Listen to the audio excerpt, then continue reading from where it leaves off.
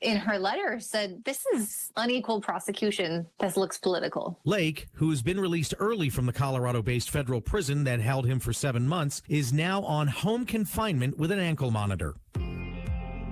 The BLM announced its intent to amend the Rock Springs RMP and opening a 30-day comment period on Wednesday. Cowboy State Daily's Mark Hines reports that after years of being drafted, then declared finished, then put back on hold, the Bureau of Land Management's controversial plan for managing millions of acres in central Wyoming is again open for public comment. It was seemingly settled last December, but then we had a change in presidential administrations and things kind of changed. They decided they were going to put it on hold, and now the latest is they're going to go ahead and the BLM has put it up for revision and public comment. There was a 30-day comment period began today. What folks are saying is that this leans more toward what a lot of people in Wyoming have said they want all along, less restrictive on things such as energy development or cattle grazing or motorized access. Wyoming State Senator Larry Hicks tells Cowboy State Daily that there's reason to hope it will get done right this time and the matter will finally be. Your station for live Sheridan County sports is 1410 KWYO Sheridan. Hi, this is Jeff Tomlinson with Stifel Financial, and you're listening to Sheridan Media Sports. And a very good evening. Welcome to Week 5 of the 4A football season. I'm Shane Parker with your First Federal Bank and Trust pregame show. Tonight, your Sheridan Broncs look to remain undefeated on the year as they return home after 2 straight road games to take on the 4-1 Cheyenne Central Indians for Homecoming 2025. The Broncs now own the 3rd longest winning streak in the country after winning their 48th consecutive game last week at Kelly Walsh, 37-20. Tonight, the Broncs will look to tie another state record as they look to win for their 31st consecutive home win. The Broncs rolled out to another big lead over the Trojans last Friday, but after pulling their foot off the gas, the Bronc reserves were outplayed in the second half, and the Broncs felt defeated after last week's win. Tonight, the Broncs will have to put together a full 4-quarter effort as Cheyenne Central adds a little bit of toughness this week. And the Broncs will have to do it without one of the most explosive players in the state, as wide receiver and defensive back Breck Reed will be out for several weeks with a broken foot that he suffered last week at Kelly Walsh. The Bronc coaching staff is urging others to step up and fill the void that will be left at wide receiver and in the return game. As for Cheyenne Central, after winning just 2 games last year, head coach Mike Apodaca has his squad playing their best football in years, and they have one of the best players in the state in University of Wyoming commit, offensive lineman, D-lineman Jackson Garrett. They also have one of the top receivers in the state and the 3rd best defense in Class 4A. We are looking forward to a good one here tonight as the Broncs battle the Indians. Coming up on the First Federal Bank and Trust pregame show, we will take a look at this week's YO Preps Coaches and Media Poll. Kevin Coyle will join us with this week's history report, and we will run down all of tonight's games in Class 4A and what's going on locally around Sheridan County. We will also hear from head coach Jeff Mowry as he will break down tonight's matchup for us. All that and more coming your way right here on the First Federal Bank and Trust pregame show on 1410 KWYO, 106.9 FM, also streaming live at SheridanMedia.com.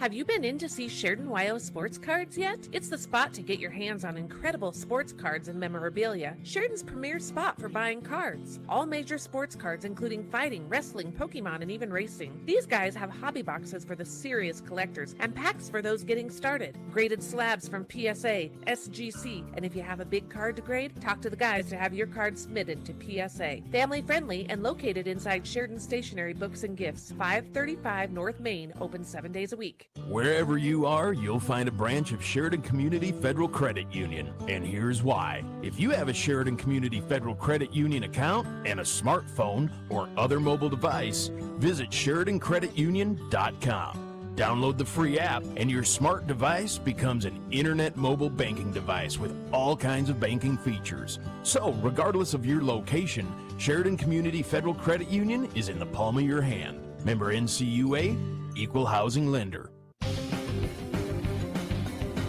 Sign up now for 4th and 5th grade basketball from the Sheridan Rec District. This program introduces the game of basketball, focusing on fundamentals, teamwork, and sportsmanship. Team rosters are built by the school your kids attend as much as possible. All youth are encouraged to participate in this fun program. Sign up online now at SheridanRecreation.com or just swing by the Rec District office at Thorn Rider Park or call 674-6421.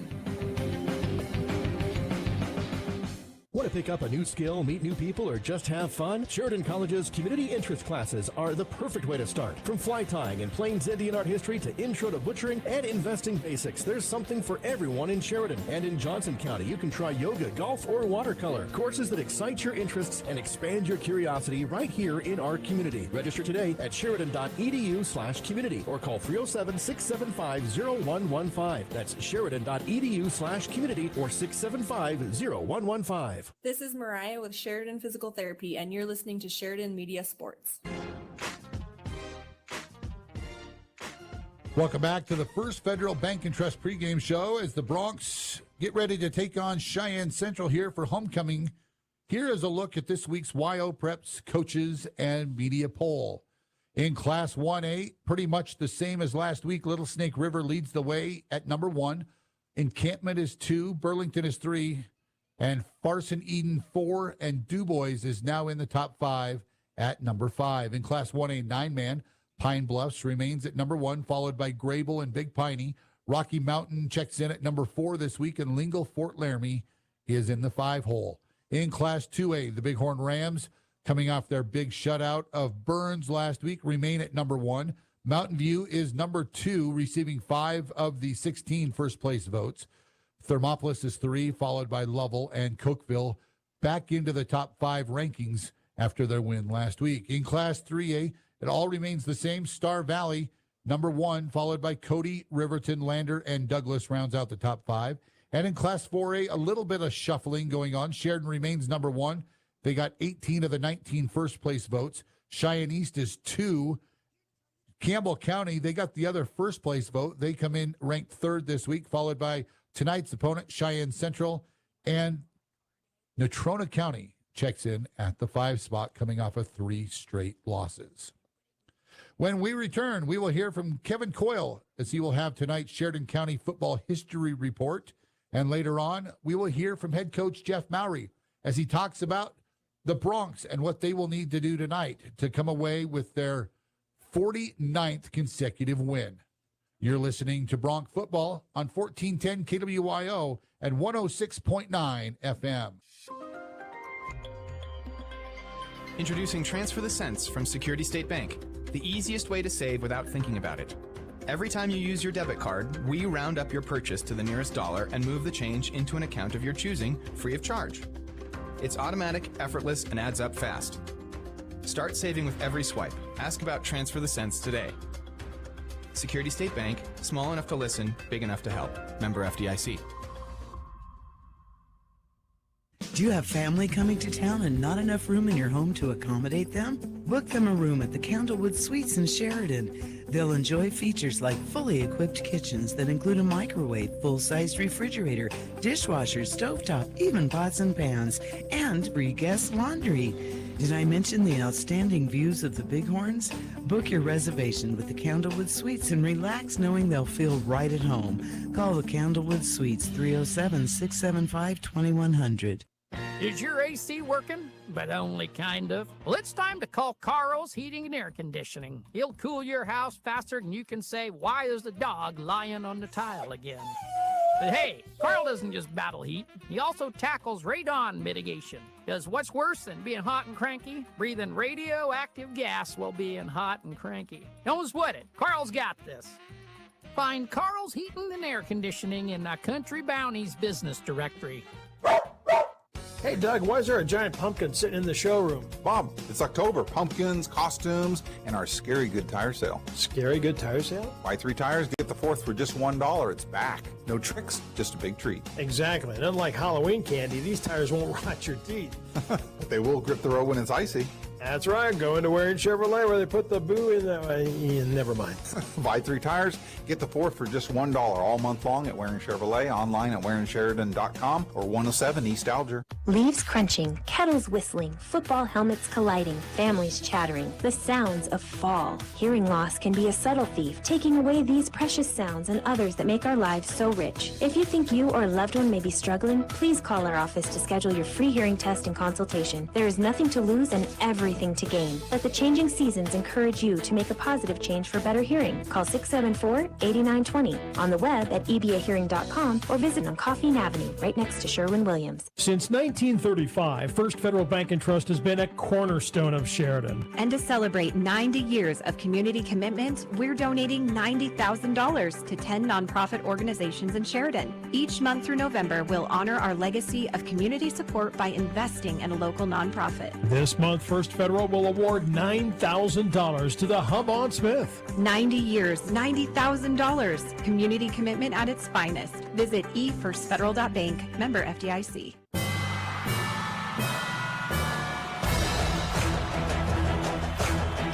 For Sheridan Media Sports, I'm Kevin Coyle with your Sheridan County High School Football History Report for Week 5 of 2025.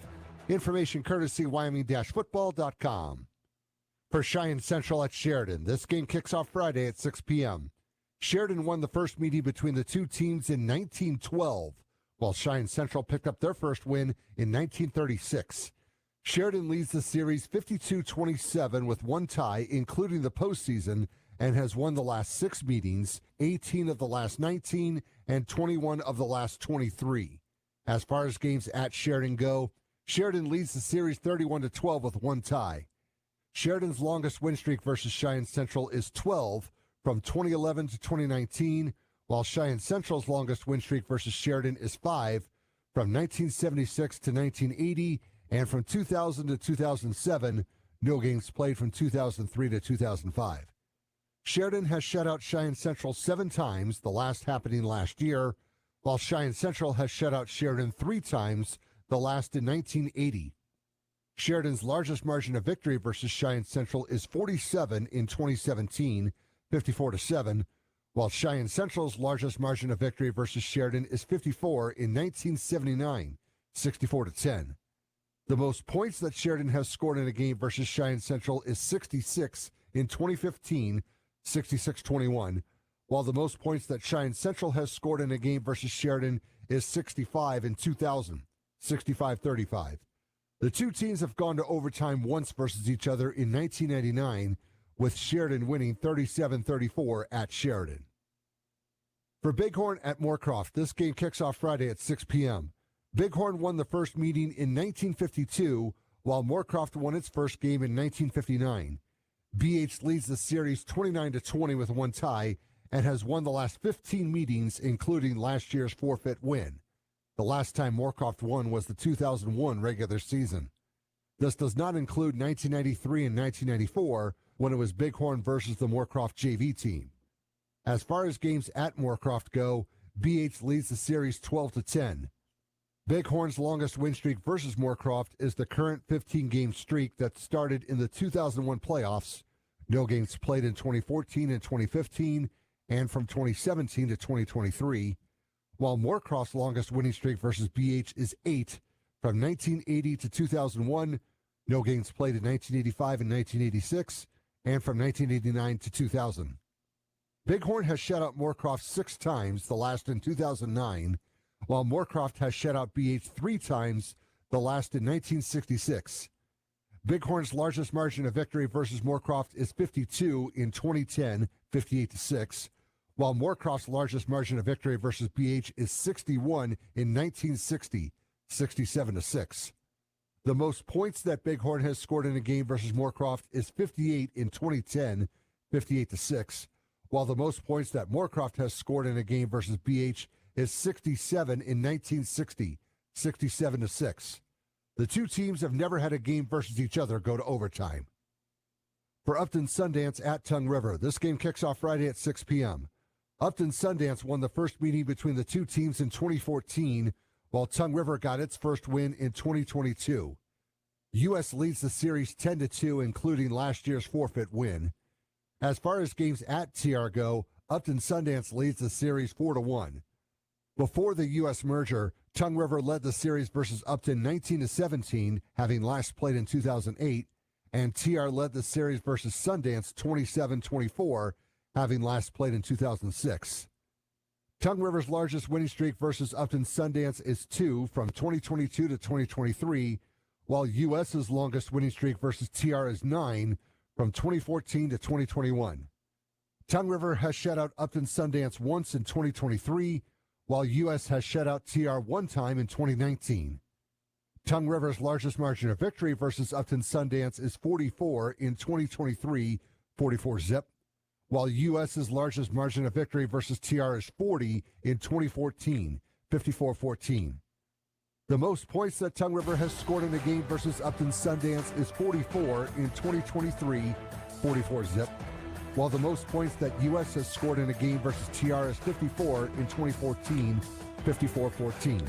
The two teams have never had a game versus each other go to overtime. With your Sheridan County High School Football History Report, I'm Kevin Coyle for Sheridan Media Sports.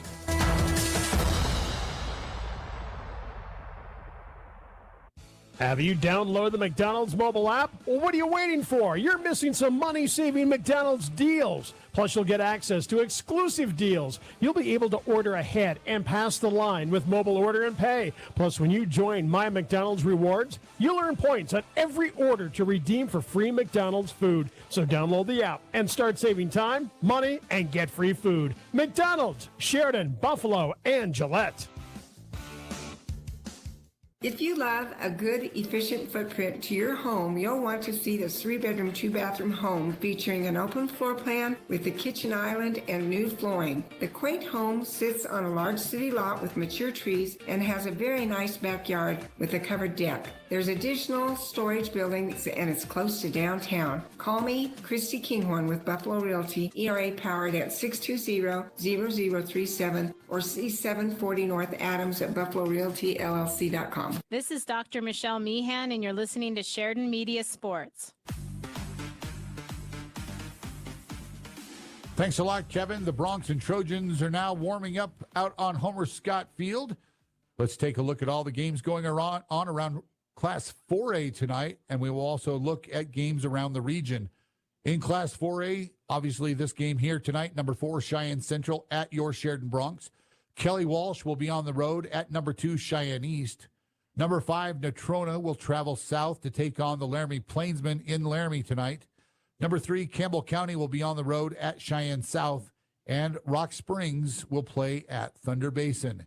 In Class 3A, our neighbors in Johnson County, the Buffalo Bison, they will travel to take on the third-ranked team in Class 3A, the Riverton Wolverines. And in Class 2A, number 1, Bighorn at Moorcroft tonight, and Tongue River will be at home against the Upton Sundance Patriots. That is a look at all the 4A games as well as your Sheridan County games for tonight. Coming up here on the First Federal Bank and Trust pregame show, we will hear from head coach Jeff Mowry on what he thinks about tonight's matchup and what losing one of the state's best players will do to the Bronx. We will have that interview coming up right here on the First Federal Bank and Trust pregame show on 1410 KWYO at 106.9 FM. We're more than just a bank. We're part of the community. Hi, this is David Hubert from First Bank of Wyoming. From small towns to big dreams, we are here for our customers, helping Wyoming grow. Whether you're saving for the future, expanding your business, or buying your first home, we're here every step of the way. First Bank of Wyoming, local, trusted, and always by your side. First Bank of Wyoming, division of Glacier Bank, member FDIC, equal housing lender. At Camco Federal Credit Union, we offer all the banking functions you need with the personal touch you deserve. From our rewards checking and our share certificates to convenient online banking with our mobile app. Whether you need to remote deposit a check, pay a bill, or transfer funds, we make it easy. And when you need to talk to a real person, our friendly team is ready to assist you. Visit one of our branches or call us today at 307-682-6105. Camco Federal Credit Union, member NCUA, and equal housing lender. Need screen printed and embroidered items? Well, whatever you need, Kilpatrick Creations is the go-to local company for these types of items. If it's screen printed or stitched, we are the ones to help you. Give us a call first. We're here to help you and want to help you with your imprinted garment or accessory needs. We've been in the business and serving Sheridan County for over 20 years. We have the experience, talent, and selection of goods that allows us to help you promote your business, club, or event in the best, most affordable way possible. Come see Kilpatrick Creations for all your screen printed or embroidered needs. Building or remodeling your home or commercial space can be overwhelming. With so many decisions to make, choosing the right contractor matters. At North Country Construction, we believe you deserve a team you can trust. From initial planning and site work to concrete and final touches, we handle the entire process with a decade of quality in the Sheridan area that speaks for itself. When only the best will do, call North Country Construction 307-461-2896. 307-461-2896. All right, we're here with Coach Mowry on a Friday night as we get ready to go for Homecoming 2025. And obviously, you guys come off of another win last week against Kelly Walsh, but the kids kind of seemed down after the game, even though you won by 17 or 18 points, whatever it might have been, but maybe they didn't think they played to their level. Yeah, Shane, I think sometimes the emotion of the game can get to you, and we went in at halftime with a good lead, and we're up 31-6, and I think we got satisfied a little bit in the second half. Kelly Walsh continued to play, and they played tough in the second half, and they beat us in the second half 14-6. And so I think our guys were a little bit down. They didn't feel like they played their best, and so they were a little bit emotional and pretty frustrated. And we talked to them after the game and again on Monday. It's a 4A win, and we got to be very, very happy when we win football games. I think a lot of what we've done in Sheridan is create a culture of success, which is awesome. At the same time, we've got to be aware that this doesn't always happen, and we can't be we can't be we can't be frustrated when we don't play as well as we always do. We're not going to play perfect. We're a bunch of teenage young men and a bunch of high school coaches that we don't do things perfect, and sometimes we're not always on our best game, and you've got to enjoy those wins. And some days there's going to be a day that we don't win, and we're going to hope that we still celebrated the last win like it was our only win. And so we've got to kind of change our mindset with that thing. And when we win a football game in 4A, it's a great win, and we got to quit being spoiled and understand that, sometimes a win's a win, and it may not be your prettiest, but let's go celebrate the heck out of it. I think you watch the Oregon game and Penn State, and I bet they beat the film on the Oregon game, and they didn't play perfectly, but they were darn happy they got that win. Absolutely. And so we've got to bring that enjoyment back. Do you see a difference this week in the attitudes as you started out the week in practice? Like maybe a little more fire at practice because of the way they ended that game? Yeah, I think coaches and players have brought a little more juice to practice this week, and we've continued to try to bring the energy. It's the middle of the season. We've played some really tough teams. We got another team coming tough. School's getting hard. Weather's starting to change. There's a lot of things that are going on. It's easy to be excited at the beginning of the year, and now it's a tough time of the season. We've got some injuries. We've got some, things that we've got to take care of in school, and it's a hard time to bring the juice every single day, and that's what we've got to do is bring the juice and bring the energy and the excitement of football. So as we get ready to go for Cheyenne Central, obviously they're a much improved team. They've already got 2 more wins this year than they had all of last year. They're pretty big and physical, and they seem to be moving in the right direction. So it could be a tough one tonight. Oh, I absolutely think it'll be a tough one tonight. I expected them last year to be a top contender into 4A, and they ended up losing, I think, 6 games by 6 points or less. And so they were in every single ball game, and this year they're pulling those ball games out. They lost a tight one early on to a very good Campbell County team, and then they just beat the other Campbell County team in Thunder Basin last week. And so Thunder Basin's a good football team. Campbell County's a good football team. They beat Natrona County also. And so it's going to be a tough battle with us. They've got a really big offensive and defensive lineman that's going to go play for the Pokes next year, and Jack Garrett, and they're a very well-coached team by Mike Apodaca. So I expect this to be a 4-quarter battle, and we've got to play every play with the best of our ability, or they can take it from us. Obviously, it's kind of been a tough week for the boys.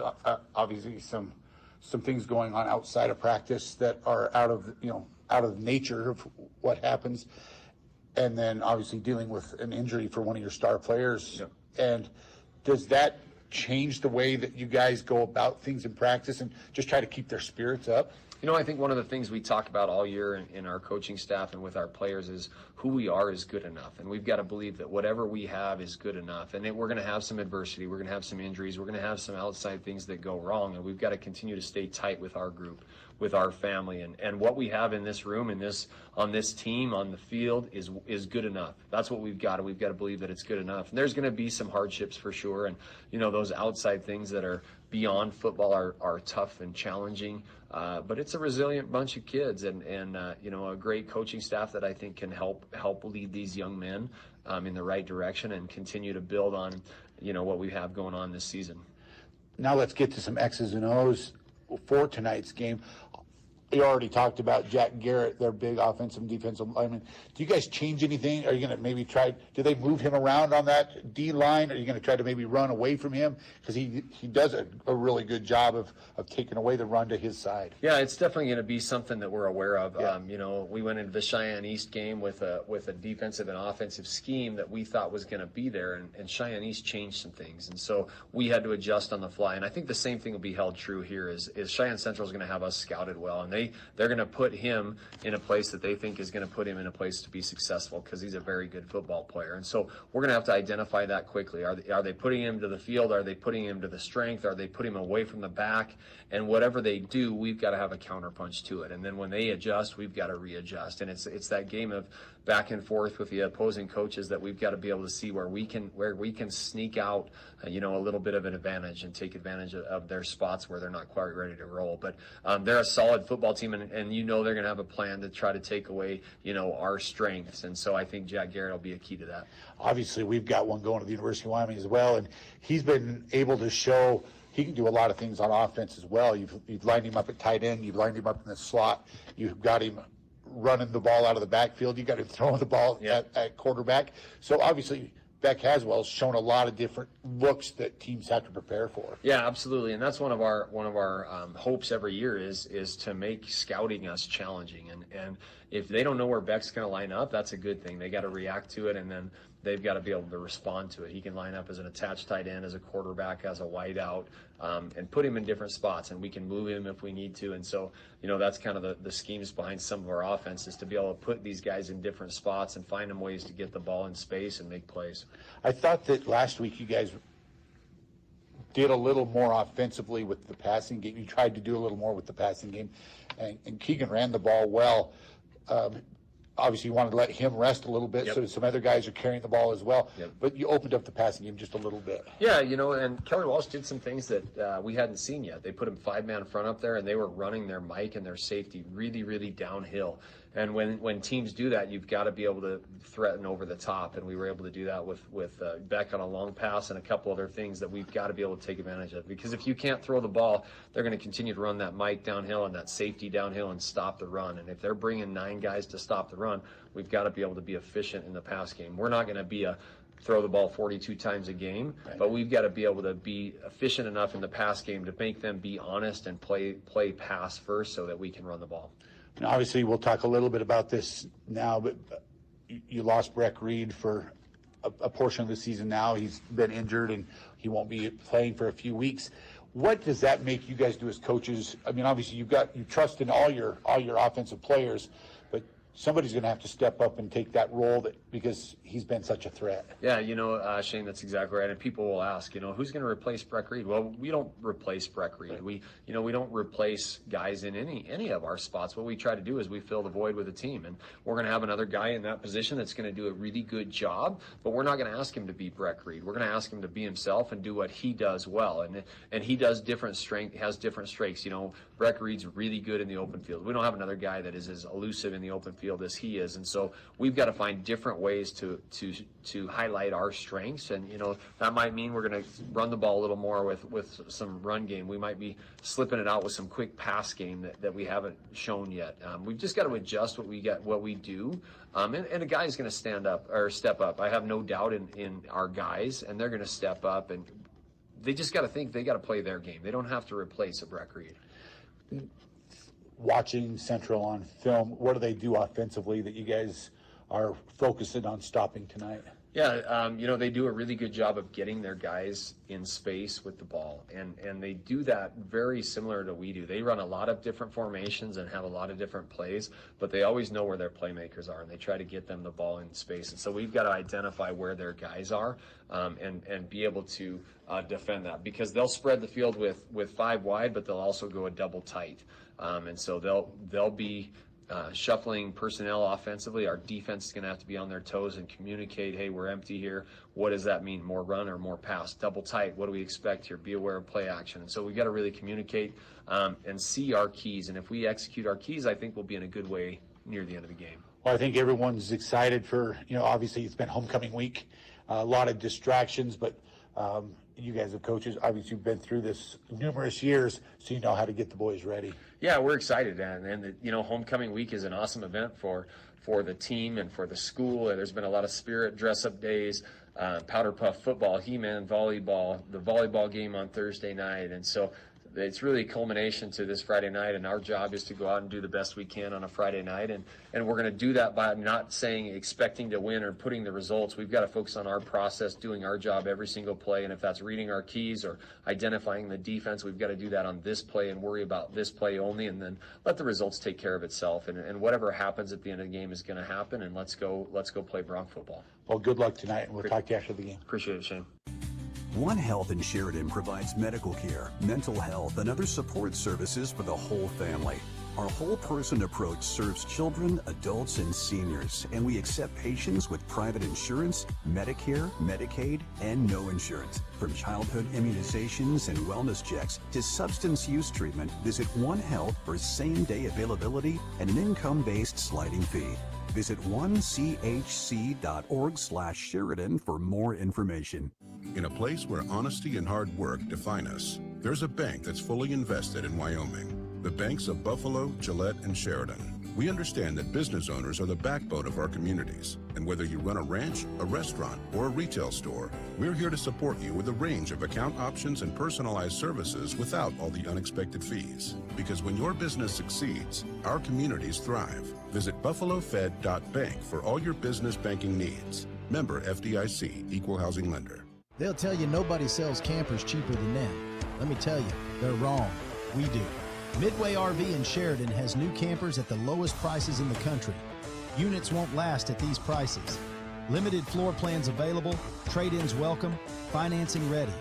Midway has a floor plan for you. Hit the mountain road or back road for less. Stop by our newest showroom on Coffeen Avenue in Sheridan. Visit midwaycampers.com. Lowest prices in the country, right at your fingertips. Friday Night Lights, hard hits, and Sheridan pride. Your Broncs are back on the field. 7P Builders is proud to stand behind our hometown team, supporting the athletes who give it their all every game. Off the field, when it comes to your home, 7P Builders specializes in sidings, decks, and roofs, new builds and remodels, helping families create spaces that last for generations. Call 307-763-3202 to set up your appointment. From the sidelines to your neighborhood, 7P Builders says, go Broncs. Hi, this is DJ Dearcorn of First Federal Bank and Trust, and you are listening to Sheridan Media Sports. Hey, thanks a lot to head coach Jeff Mowry again for joining us tonight on the pregame show and talking about what he thinks tonight's matchup will look like with the Cheyenne Central Indians. Coming up, Ryan Parker will join me live right here in the press box. We'll have tonight's starting lineups and the kickoff coming your way. It's Homecoming 2025. Right here from Homer Scott Stadium.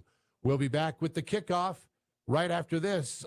You're listening to Bronc Football on 1410 KWYO and 106.9 FM. Farmers Co-op, home of the 99-cent soda, invites you to start your day off right with that first cup of Morning Joe and a little something to go from their awesome bakery rack. Then come back for lunch. By now, I know you've heard me talk about their mouth-watering sausages, but they also have a variety of hot and cold sandwiches along with a soup of the day. They really do have it all at Farmers Co-op, 1450 Coffeen Avenue in Sheridan. Have Have you been to the showroom at Thompson Master Masons? If you're thinking about doing a masonry project, you need to stop by and check it out. Thompson's is located on the corner of Broadway and 11th in Sheridan with a showroom full of brick and stone samples. They offer both man-made and natural stone. As a matter of fact, Thompson Master Masons has the widest selection of stone, block, and brick in town. Wholesale or retail, contact Thompson Master Masons. Chapman, Valdez, and Lansing, with offices in Sheridan and Casper, are ready to protect the freedoms and rights of the citizens of Wyoming. The Sheridan office of Michael Lansing and Nicole Soto provide competent local legal services focused on businesses, real estate transactions, estate planning, employee protections, trust litigation, and personal injury. Michael and Nicole will aggressively, timely, and ethically protect your rights and are proud to support all local youth activities. For 140 years, First Northern Bank has proudly served our Wyoming communities through many chapters of our customers and community stories. We've been here, a neighbor you can count on. Here, you're more than just a number. We're committed to providing exceptional personalized service that fits your needs because at First Northern Bank, you're not just a customer, you're family. Come see why Wyoming has trusted us as your community bank for 140 years. First Northern Bank of Wyoming, member FDIC, equal housing lender, NMLS 402576. I'm Doug Hockett with Stiefel Investments, and you're listening to Sheridan Media Sports.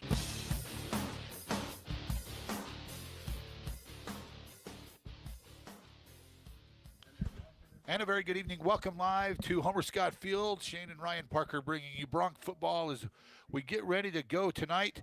The Bronx and the Indians are just about ready to battle, doing an honor for a couple of local people from the community who lost their battle with cancer this week. And Ryan, as we get ready for the game tonight, obviously a moment for Michael McMullen, who's on the football team, and he is here and in uniform tonight. Yeah, I think that's what his mom would want. Yeah, his mom, Lori McMullen, passed away after a short battle with brain cancer, and just thoughts and prayers are with him, and then obviously with Chuck Kessler, who lost his battle with bile duct cancer, and so he'd been battling that for a long time, and his daughter is a student here at Sheridan High School as well, and so thoughts and prayers are to those family members and people in the community that knew those guys, and our thoughts and prayers are with them. But as we get ready to go tonight, we'll take another quick break. When we come back, we'll have the starting lineups and more as they get ready for the national anthem. You're listening to Bronx Football on 1410 KWYO and 106.9 FM. When the Sheridan Bronx take the field, they bring strength, precision, and pride. At Simply Stone, they bring that same energy into every project, specializing in countertops. Their team fabricates and installs the finest quartz, marble, granite, and porcelain surfaces, turning your home into something truly exceptional. Just like the Bronx, they believe in hard work, dedication, and a rock-solid foundation. Stop by their showroom at 2745 Heartland Drive or visit simplystonewyo.com. Simply Stone, simply the best. Hi, this is Austin with Mystic Tree Farm. Fall is the perfect time to plant trees. Cottonwoods, aspens, crab apples, and more, all in stock. At Mystic Tree Farm, we're already prepping for fall planting. So come pick your trees and schedule early. Remember, if we plant it, we guarantee it for a full year. Mystic Tree Farm, just north of town at 114 Decker Road. Wyoming Corporate Office is located at 30 North Gould Street in Sheridan, and they provide a myriad of services. What is a registered agent, you may ask? The real question is, what aren't they? Wyoming Corporate Office can assist you in forming your LLC or Wyoming-based corporation, provide mail forwarding service, and accept legal and financial documents, and so much more. Learn more today by visiting WyomingCorporateOffice.com. Have you started having those conversations with others or began thinking to yourself what a new home may look like to you? Hi, this is Colton Bates with the Bates team at Best, and we want to help you bridge the real estate gap between where you are and where you want to be. Even speaking with an agent can oftentimes feel overwhelming because this is generally the #1 financial decision in a person's life. We've helped our clients through a wide variety of situations, and you will always have a thoughtful plan that considers your needs and timeline. Choose a real estate team that will take action on your behalf and deliver. Choose the Best. Give us a call at 675-BEST and visit bestwi.net today. This is Jamie Gillenwater with Sheridan Physical Therapy, and you're listening to Sheridan Media Sports. Welcome back to Homer Scott Field. Shane and Ryan Parker bringing you live Bronc action as we get ready to go tonight. And Ryan, should be a good one. The 5-0 Broncs, the 4-1 Cheyenne Central Indians. We talked about in the pregame show that Cheyenne Central's already won 2 more games this year than they won all of last year. They were one of the 2 teams in 4A that didn't even make the playoffs last year. So head coach Mike Apodaca, he comes in, this is his 8th season, comes in with 36 wins and 40 losses, but they've won 4 games this year. Yeah, he's got them on a roll. They've I guess I would say that they've played some of the weaker teams, but they did beat Natrona. Is that right? They beat Thunder Basin. Oh, they beat Thunder. Okay. That's their big win. Right. But, they're playing well. Yeah, they're playing good football. The thing with it, we talked about in the pregame show with Bowery, Jack Garrett is their big UW commit. And he is not here. He's not in uniform tonight. We heard during the before the game, we were talking with some of the Cheyenne Central folks and said that he's actually in London. His dad is being honored at Buckingham Palace sometime this week, and so he is not even here in uniform tonight. And so they're missing their star. We're missing Breck Reed, who broke his foot a week ago at Kelly Walsh. So the Broncs are going to have to adjust and do something different. And the same goes for Cheyenne Central. Yeah, I mean, it's a great honor for his dad, but I would really like to watch him play. He'll be donning the brown and gold.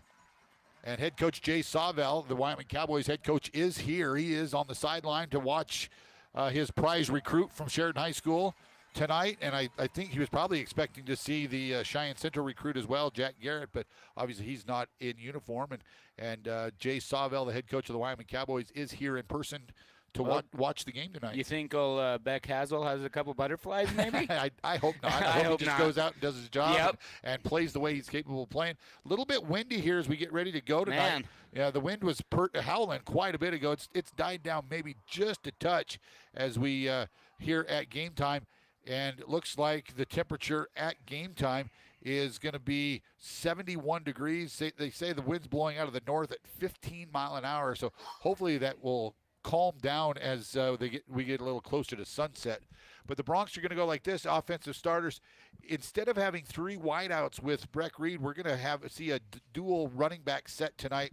William Greer and Keegan Rager will both be in the backfield, at least to start. We'll see a lot of other sets as well. Andrew Adams will get the start at quarterback again. Beck Haswell, they're going to line him up all over the place. Rudy Green and Gage Rogers will be the 2 wide receivers. And that O-line, boy, they have done an amazing job, Ryan, and only 1 senior on the team or on that offensive line. Brady Hartman, Fisher Peldo, Kieran Rapucci, and Nathan Bloom are all the juniors, and Sam Huffman, the senior offensive lineman. That's who will start on for the Broncs tonight. We are about ready to go. The Broncs will receive as they won the toss, and as anybody knows, if the Broncs win the toss, they do take the ball. And the kickoff is away, and it's going to be Gage Rogers. He's going to fake the toss to Rudy Green. Gage out across the 15 and across the 20, tackled at about the 21-yard line. They might give him the 22, and the Broncs will start there as Rogers faked that toss over to Rudy Green. But the Broncs offense will come out on the field. It will be Andrew Adams running the quarterback spot here to start. We've seen 3 or 4 different guys in that position this year. But the Broncs will start here, and they're going to go just 1 back in the backfield. That's going to be Keegan Rager. They're going to bring Haswell in motion. And the quick toss to Rager. Rager gets outside, breaks a tackle at the 22, and falls forward to about the 25. A gain of 3 yards there on first down. So a hard 3 yards for Rager will break up 2nd down and 7. Yeah, and just to mention this in the first quarter, the Broncs will be going into the wind that we talked about. Into the wind in the first quarter. Probably see a lot of ground game on this initial drive. We go a 2-by-2 set this time. 2 receivers to the near side, 2 to the far side. Rager in the backfield with Adams. The call comes in. Now they're going to bring Rudy Green in motion. They fake the jet sweep to him. Adams runs it across the 25 to about the 28-yard line. It's going to bring up a 3rd down and about 3 or 4 for the Broncs. I think it's going to be 4. 3rd and 4, we'll call it, after a couple-yard gain for Andrew Adams. And they're just, when the Bronx run that jet sweep and the fake it, they're just setting some stuff up. The next time that play goes, they'll give it to the jet sweeper. Right. Adams quickly back to the line of scrimmage. And they'll look, actually, it's going to be Haswell. Haswell's going to line up as the snap receiver and the Wildcat. And you have Greer and Rager in the backfield with him. With a tight end in there and a receiver to each side. Haswell, he's going to come to the near side as well. He's going to fall forward. He'll have enough for the first down out to the 35-yard line. Nice job by the offensive line giving Beck Haswell room. Uh-oh. But he comes up limping as well. Oh, my gosh. And that's what you don't want to see that. Oh, he looks like he is in pain, but he's coming off under his own power. But so Haswell limps off to the sideline as well. Something with that right leg. Doggone it. Joanne Goss will take a quick look at him and see if it's maybe just a bruise or, if he got hit like in the looks like an ankle is what they're looking at here. Adams is going to now a bad snap, quick release out to Gage Rogers. Gage is going to pick up a couple out across the 35 to about the 37-yard line on the catch. Andrew Adams comes into the ballgame 25 of 34 passing for 414 yards, 5 touchdowns on the season.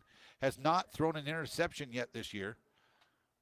Gage Rogers, that's his 10th catch of the year. He had 193 yards and a touchdown coming in, averaging 38.6 yards a game so far this season. So 3 wideouts with 1 running back and a tight end. Now they'll move Braxton Crow in motion. Adams, straight back, picks up a block. Adams looking downfield, nowhere to throw the ball. Stops and fires, and it's going to be overthrown as he was looking downfield for Liam Weber. Weber, the intended receiver, but the ball kind of sailed in that wind, and it's going to bring up 3rd down and 8 for the Bronx.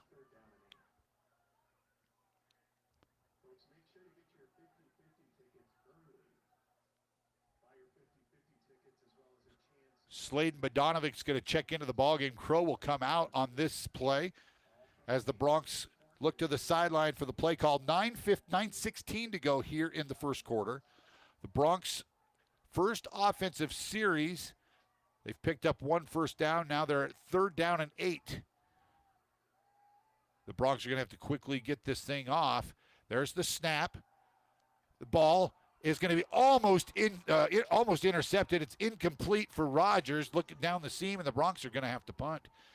Coach Mowry's asking for. They thought that Rogers got held right at the release point, and no flag on the play, and the Bronx are going to have to punt. And the backup punter is Beck Haswell, so he's off. He looks like he'll be okay. He is walking up and down the sideline, but Liam Weber is now the 3rd string punter. And he's punting into the wind. This could be interesting. Yeah, so we're going to have to see. The snap is good, and the kick is away. Not a bad kick. And it's going to be caught at the 35 and out across the 40 to about the 41-yard line is the return man for the Central Indians. And I think that was Keenan Dennison on the return for Cheyenne Central. Now Haswell still limping a bit on the sidelines. But they'll miss him defensively as well. Yeah, he puts a lot of pressure on the quarterback from that DN position. He's getting a drink of water. It looks like he's going to try to grab his helmet, try to get back in this game. But the trainer, Joanne Goss, is right there with him. Maybe they try to rewrap that ankle or something. The first, it's a give straight ahead. Linebackers fill. It'll be a pickup of a couple on the carry. Is going to be Tyrone Richards, the running back for Cheyenne Central. The quarterback is Owen Woods. He's 35 of 50 through the air for 530 yards and 4 touchdowns. He's thrown 1 interception. He's carried the ball 23 times for 36 yards on the year. Richards, 308 yards and 3 touchdowns on the year, and he gets 3 yards on first down. It'll bring up 2nd down and 7. They'll bring 2 receivers to the near side.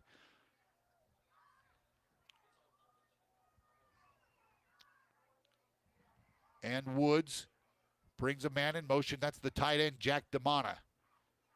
This time it's going to be Richards again. He's off that right end, and he'll be swallowed up after a gain of about 3. I think Sam Huffman was the first guy there for the Bronx, out across the 45 to the 47-yard line. Richards will check out. Cody Witt, their big fullback, comes in. He's got 151 yards and 5 touchdowns on the year himself. So 3rd down and 4 for the Indians on their first series here. They approach midfield. Woods now looks to the side, running almost the same kind of offense the Bronx run. With Witt in the backfield with him, 3 receivers to the near side. And it's going to be Woods straight up the middle and nothing there. Boy, great stop. I think that was Brady Hartman who got to him first. And it was Hartman, hit him right in the backfield. No gain, maybe even a loss on the play of a yard. And it'll bring up 4th down for the Indians, and they're going to have to punt the ball back to the Bronx. He was lucky not to cough that ball up because Hartman was right there right after the handoff. Dane Peterson, the punter for the Indians. He has 12 punts on the year for an average of 37.1 yards a punt. So back deep for the Bronx is going to be Rudy Green. And Peterson gets the punt off. It's a high spiral towards the side. Rudy Green catches it at the 20, and it just has to step out of bounds at about the 21-yard line, and that's where the Bronx will take over. So both defenses hold on their first drive. Haswell still looking to try to get back into the ball game.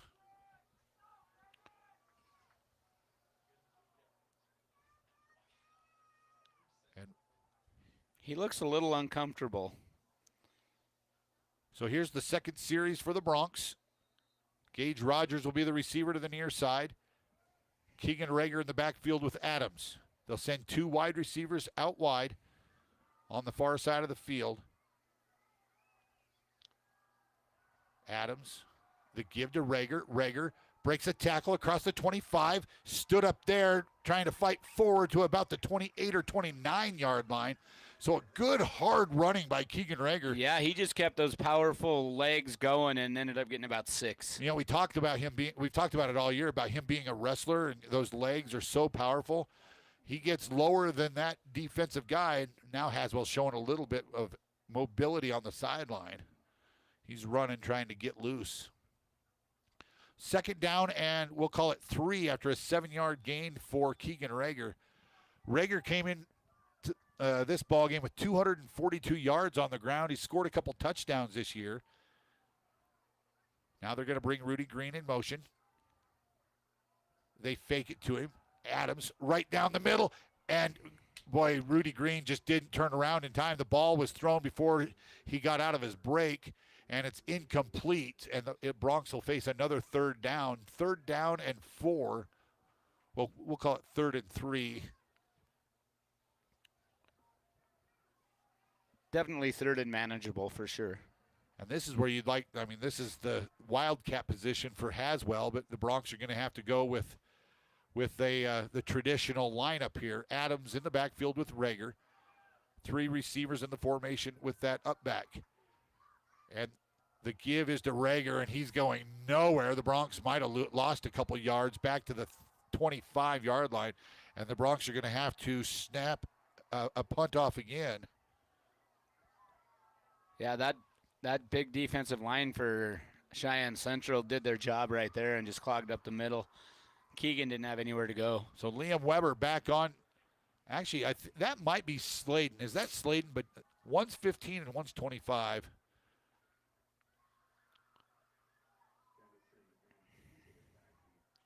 Trying to see. It is Weber. Weber, yep. The punt is away, and it's a short one. It'll bounce right at midfield and go out of bounds. So Cheyenne Central, with great field position, they're going to take over at midfield. So 2 series for the Bronx, nothing going offensively so far tonight. And actually, they're going to say the ball is in Bronx territory at the 49.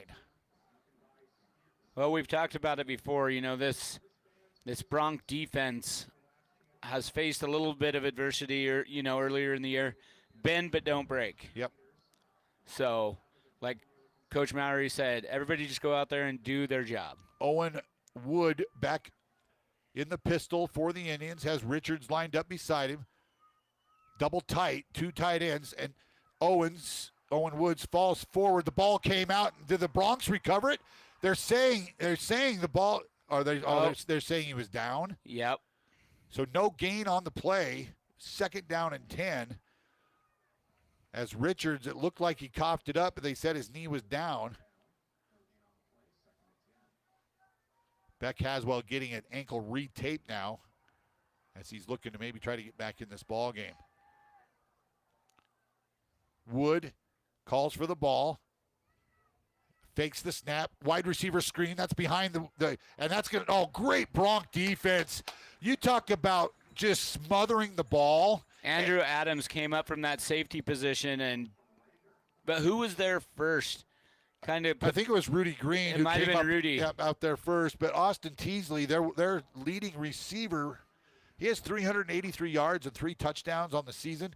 And the Bronx dropped him for a 1-yard loss. It's 3rd down and 11 on the first completed pass for Cheyenne Central. 2 receivers to the near side, 2 to the far side with a single back. Owen Wood calls for the ball. And the Bronx almost jumped but didn't get into the neutral zone.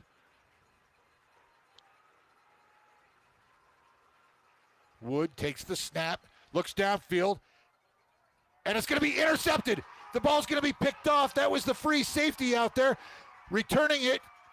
And he took a huge hit, but he's getting right up. Gage Rogers with the big interception.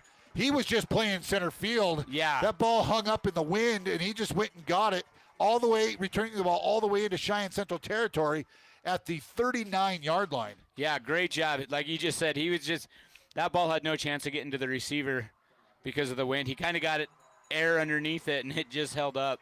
So Rogers gets another interception on the year. Just what the Bronx needed, though. And now we've got Blaine Phillips going in to run this offensive set. He'll be the quarterback. The senior started the year injured, has played in the last few games. And now Haswell trying to get loose again. He got that ankle re-taped. This time Blaine. He's going to go to the far side, down the sideline. He's going to pick up 8 or 9 before he goes out of bounds. And Haswell's going to the front of the sideline, and I think he's telling Coach he's ready to go. I think Blaine picks up 8 yards, clear to the 31, and it'll be 2nd and 2 for the Bronx. Haswell is ready to go back in. He's not gone there yet. Blaine again in the pistol. It's going to be a handoff to Crow. Crow bounces off a tackle, falls forward to the 30, but not much there. It's going to bring up another 3rd down for Sheridan. 3rd and 1. Neither team has picked up a 1st down yet tonight. And we're just under 3 minutes to go in the first quarter. Bodonovic comes out of the ball game. Keegan Rager back in, and see if the Bronx can get the initial 1st down of this ball game. 3rd down and 1 with 2:40 remaining here in the first quarter. No score on the range scoreboard.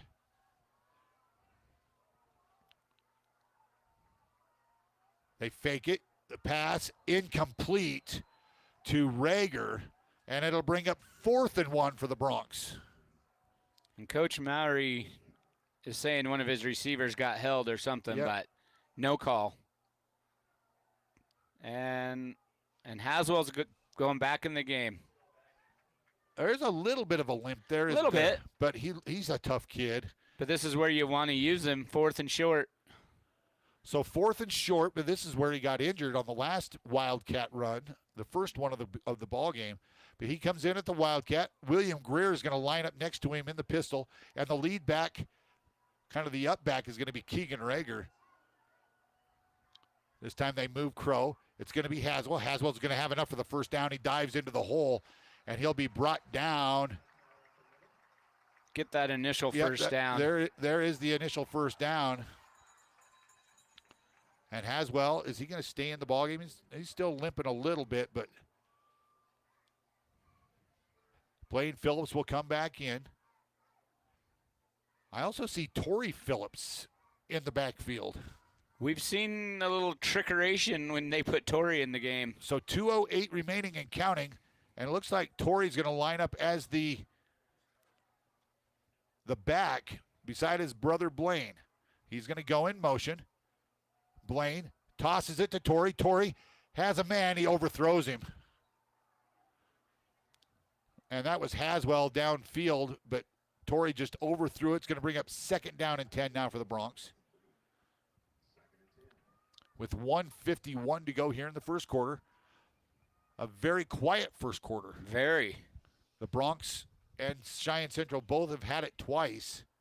Actually, this is the Broncs' third possession of the game. They just picked up their first down. 2nd down and 10.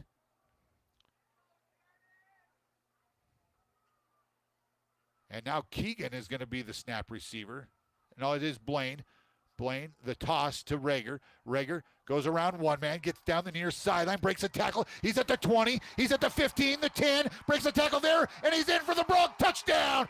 Keegan Rager goes in from 27 yards out, and that's a Bronx touchdown. Man, Keegan did all the work on that. And I shouldn't say all the work. He had some good blocking downfield, but he had that initial attack.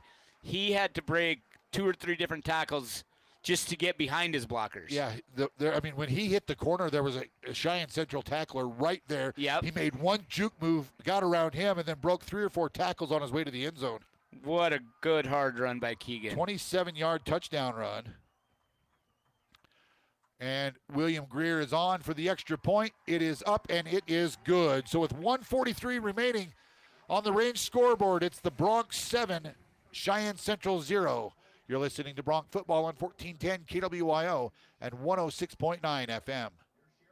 Range is giving thanks to local businesses that make living here the best. This year, we thank the Sheridan County YMCA, the Hub on Smith, Teriyaki Madness, Java Moon, and the Sheridan Seed Company for all they do. Range is donating to organizations chosen by these businesses to help spread joy and thanks this season. Live your West life. That's the motivation for everything we do at Range. Learn more at range.net/givesthanks. This is Dr. Michelle Meehan, and you're listening to Sheridan Media Sports. Welcome back to Homer Scott Field. Shane and Ryan Parker alongside as we bring you live Bronx football. One thing we haven't really talked about tonight, Ryan, is the Bronx are going for another record tonight. As if they win this one tonight, it'll be their 31st consecutive home win. And that would tie a record with the old Byron High School. And where is that? Where Cowley and Byron is, where Rocky Mountain High School is. Okay. So it was Byron High School back then I think it was in the 40s into the 50s. They won 31 in a row. So the Bronx are trying to tie that state record tonight. The Bronx could have done it last year, but they moved that game against Rock Springs to Casper because of the elk fire. Elk fire, and so that wasn't considered a home game. Cheyenne Central takes the kickoff, and down the far sideline, and we run out of bounds across the 30-yard line. Good return by the Indians. As the kick was taken at about the 2-yard line, out across the 30 to the 31 is where Cheyenne Central will start, with the Bronx leading 7-0 on the range scoreboard. And defense is back in.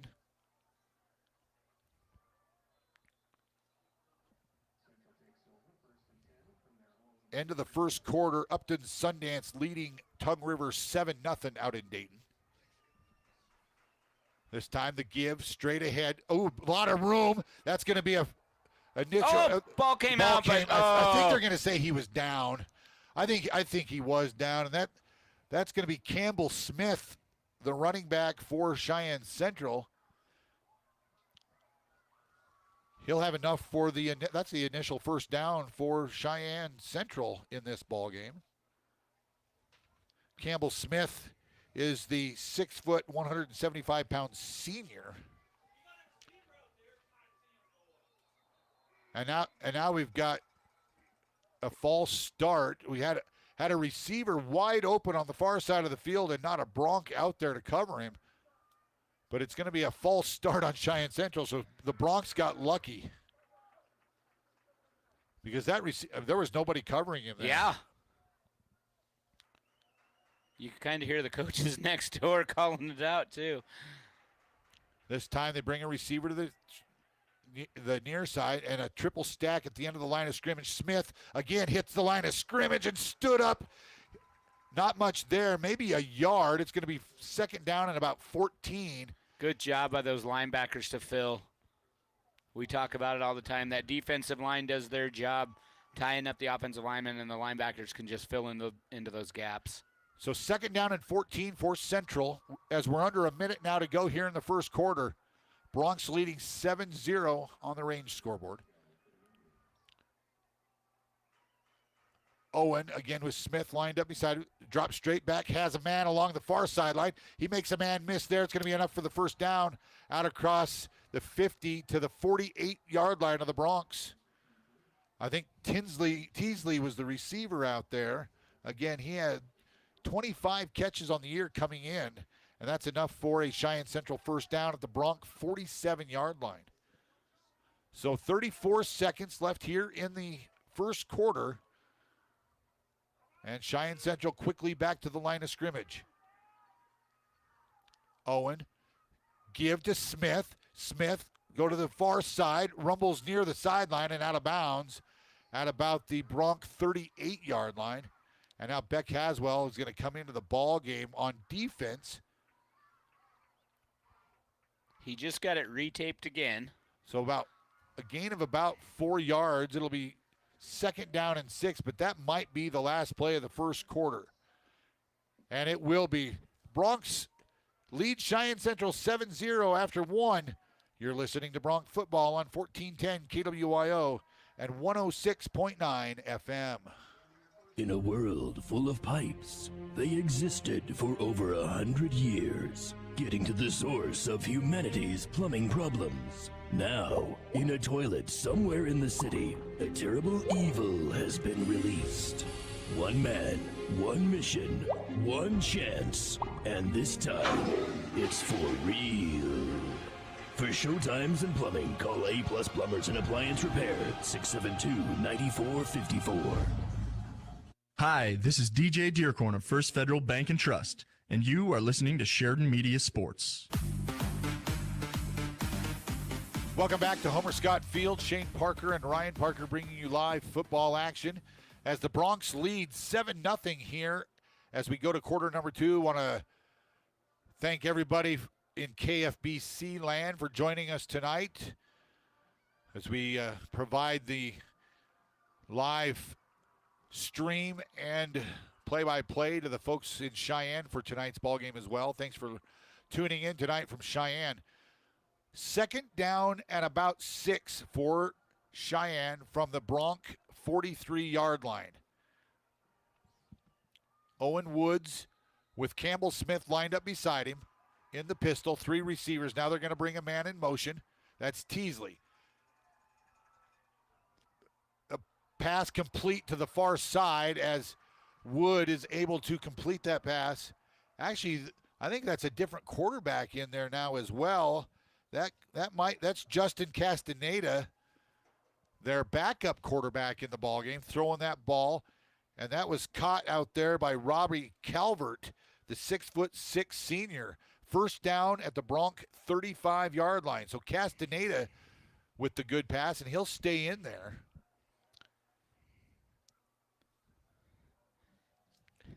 Castaneda, the 6'2" junior for Cheyenne Central. Again, takes the snap, and the give is to Smith. Smith breaks a tackle, falls across the 30, down to about the 29-yard line. Good blocking up front. Yeah, that big offensive line did their job on that play. And so Blaine Phillips will check in at linebacker. Second down and 4 for Central. That big receiver, Robbie Calvert, will come to the near side. Ty Resdorfer lined up in the slot. Castaneda calls for the snap. He'll drop straight back. Looking, has a man, and it's going to be caught. That's going to be Jack Damana at about the 28-yard line. It's going to be second down and 4. Actually, third down. No gain on the play. So 3rd down and 3 now for Cheyenne Central. Castaneda gets the signals from the coaches and brings his team to the line. Teasley will be the receiver to the near side. Kind of a stack at the end of the other line. And the big running back, Cody Witt, alongside Castaneda. And Castaneda.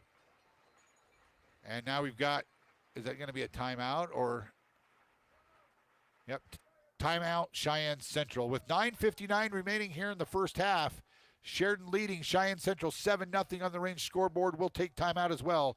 You're listening to Bronx Football on 1410 KWYO and 106.9 FM.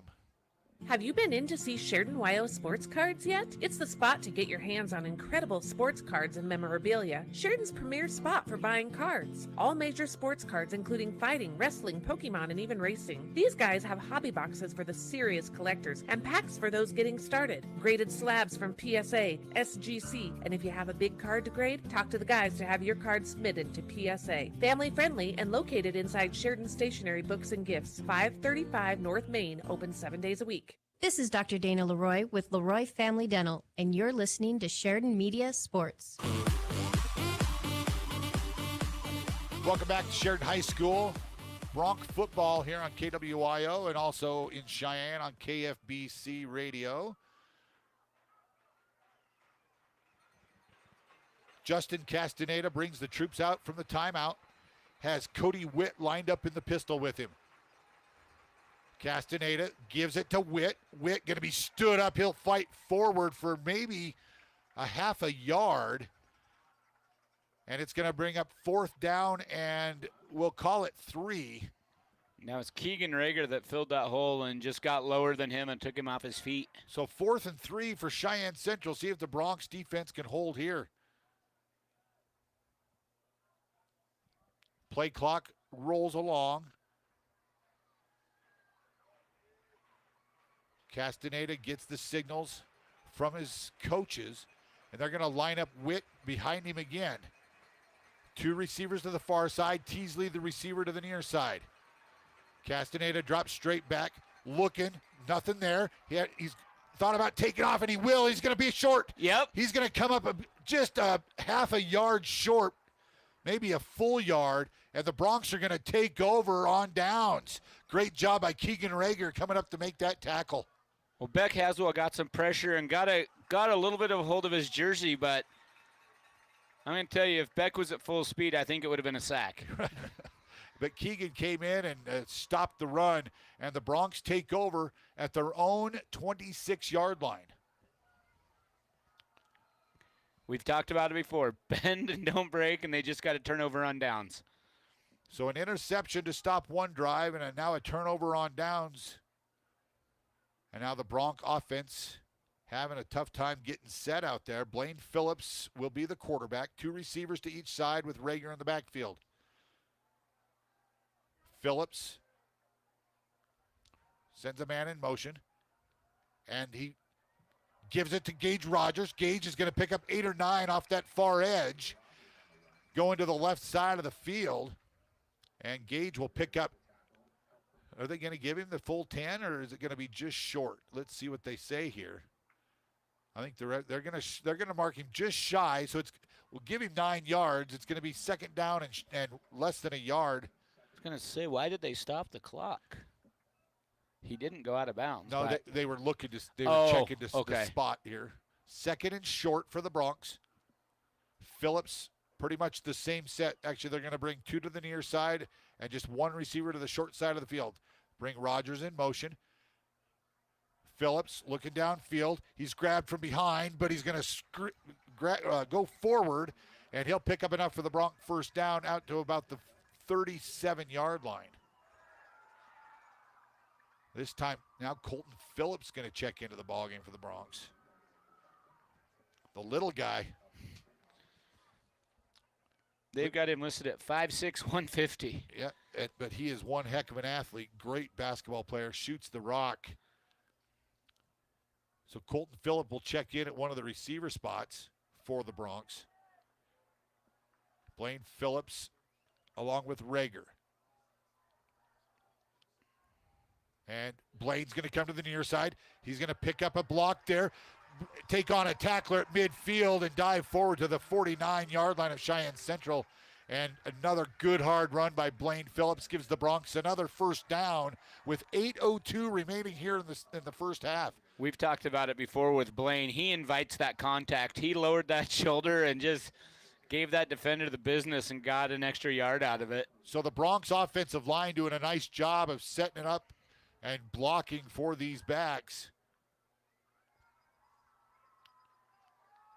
And now Phillips again with Rager lined up behind him.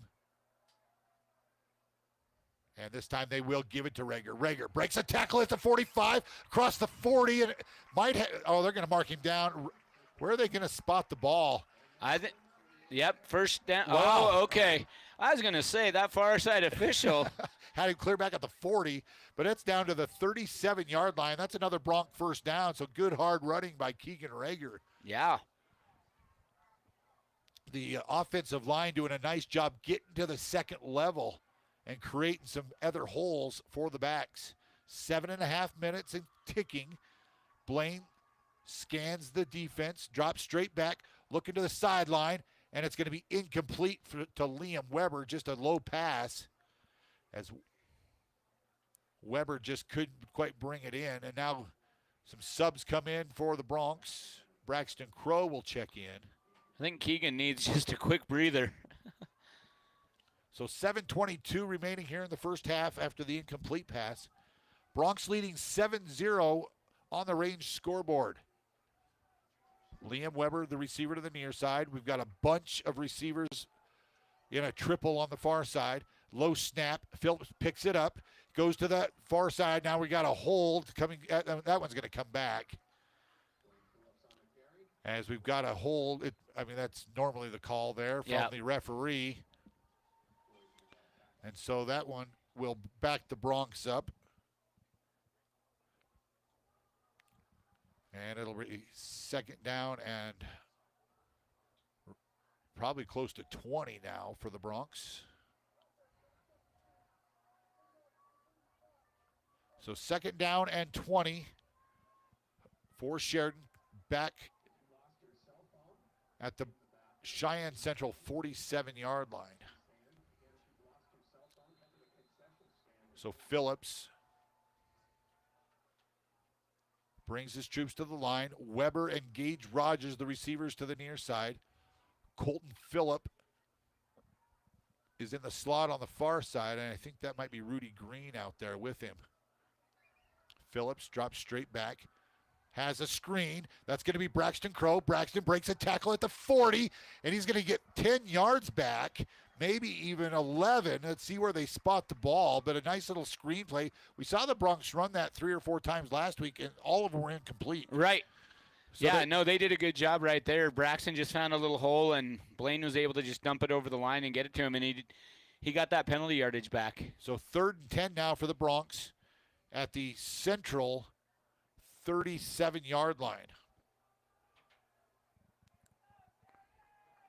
End of the first quarter in Moorcroft, Bighorn leading 28-0 over Moorcroft. Sheridan's going to take a timeout. And I think Sheridan wants a timeout. They want to talk about this third down play. We'll take timeout with them. You're listening to Bronc Football on 1410 KWYO and 106.9 FM. Mobile banking is a terrific service with numerous features, and Sheridan Community Federal Credit Union has it. With the Sheridan Community Federal Credit Union mobile banking app, use your smartphone for remote deposit, transferring money, paying bills, making loan payments, and more. Take a picture of a check and deposit it into your account. Mobile banking is fantastic at Sheridan Community Federal Credit Union, 141 South Gould, member NCUA, equal housing lender. Hi, this is Jeff Tomlinson with Stifel Financial, and you're listening to Sheridan Media Sports. Welcome back to Homer Scott Field. Bronc Football here on KWYO, and also those listening in Cheyenne on KFBC. Thanks for joining us tonight, and a big thanks to all of our sponsors that sponsor Bronc Football here on KWYO. After the timeout, the Bronc offense makes their way back out on the field. Phillips will have Braxton Crow lined up behind him. Gage Rogers will be the receiver to the far side. Colton Phillip and Rudy Green to the near side. Haswell in the slot. They drop straight back.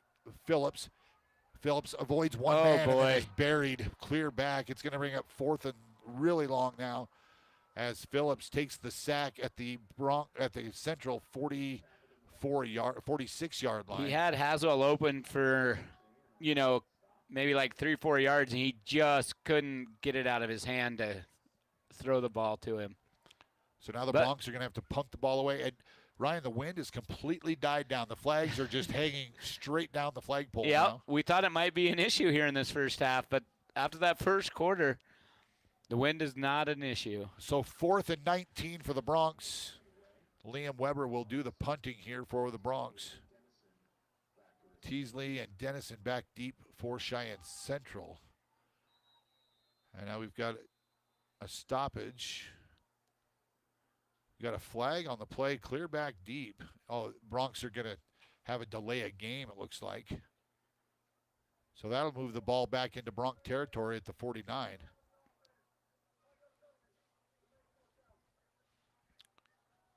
.5:29 remaining here in the first half. And now Weber calls for the ball, and he gets this ball away. And it's going to be caught at the 25-yard line by Dennison. Dennison makes a man miss at the 26 and stood up right there. And that's where Cheyenne Central will take over at about the 26 or 27-yard line. So good coverage by the Broncs. I was just going to say, there was nothing but blue jerseys there and only one white jersey to try to block for that guy returning the punt. So the defense will come back out. Haswell is back out on the field for the Broncs. He'll be lined up at that left defensive end spot.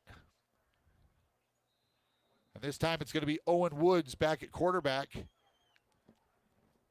And Campbell Smith will be lined up behind him in the pistol. He'll drop straight back, looks to the sidelines, and it's going to be incomplete. I think that might have been tipped there. But the receiver was intended out there for Robbie Calvert.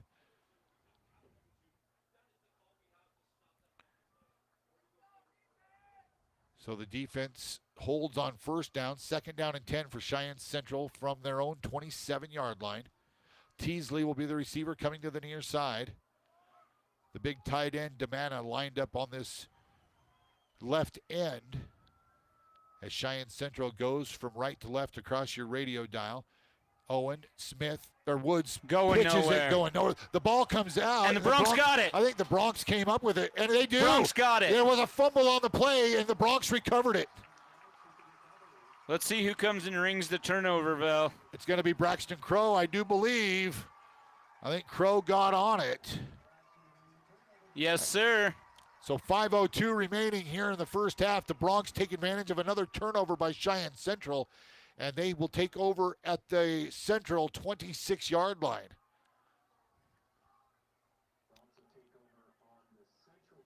So Andrew Adams back in at quarterback for the Broncs. Rager will be lined up there behind him. Newman will be the receiver to the near side. Adams pitches it out to Rager. Rager, he's hit the edge. He's at the 20, finds room at the 15, and down to the 10, and maybe inside the 10-yard line. Great hard running again by Keegan Rager. They got to just feed him the ball, don't they? Yeah, I mean, and right at the end, someone hit the X button, and he made a spin move to get an extra, 3 yards. So they'll mark him right at the 10-yard line. It'll be 1st and goal at the 10. The Broncs have to get a touchdown. Don't forget, coming up at halftime, the Sheridan High School Marching Band will be performing, and we will bring you that here live on the live stream. Adams will send a man in motion. That's Greer. This time it's a pitch to the near side. Rager finds a hole at the 5 and dives forward to about the 4-yard line. So good hard running on first down again by Keegan. Gets 6. It'll be 2nd and goal from the 4. Just a downhill runner. Well, when he finds another gear, he is quick. Yeah. A lot of times he's running between the tackles. When he gets to the edge, boy, he shows a burst of speed. Yeah. Adams again. He'll have a back flank to each side. Greer on the right, Rager on the left. They look to the sideline as we go under 4 minutes now here in the first half. Now Greer will move into that blocking back. Again, the pitch to Rager. Rager finds a hole at the 5, and he's going to be stood up there. He might lose a half a yard. Central did a good job there of not biting on that, and he wasn't able to cut it back. Well, they went to the same play, just to the opposite direction, and they were out there ready for that play. Yep. So 3rd and goal now for the Broncs, with under 3.5 to go here in the first half. Rudy Green will be the receiver to the near side. He'll be in the slot along with Rogers. Liam Weber, the receiver to the far side. Greer and Rager flank to each side of Adams. Defense showing that 4-4. Adams, he drops straight back, looking for someone. Finds Rager at the 5. Nothing doing. He'll be out of bounds. Oh, they're saying inbounds, but tackled it about the 3-yard line. And it's going to be 4th and goal for the Broncs. I think you go for it, or do you take the point, try for the field goal? No, they're going to bring in Beck Haswell. Is this where they run some wildcat, try to get him in the end zone? Yep, I just don't know how, like his drive can his be off drive with that bad wheel. Right. So, but he looks to be healthy, or not healthy, but he's going to give it his all. Yeah, Haswell, he wants to call for the ball. Now they look to the side. Rager will be the blocking back. Greer lined up right next to Haswell. Haswell's going to take it. Now he's going to throw it. Jump pass into the end zone. Touchdown. Broncs.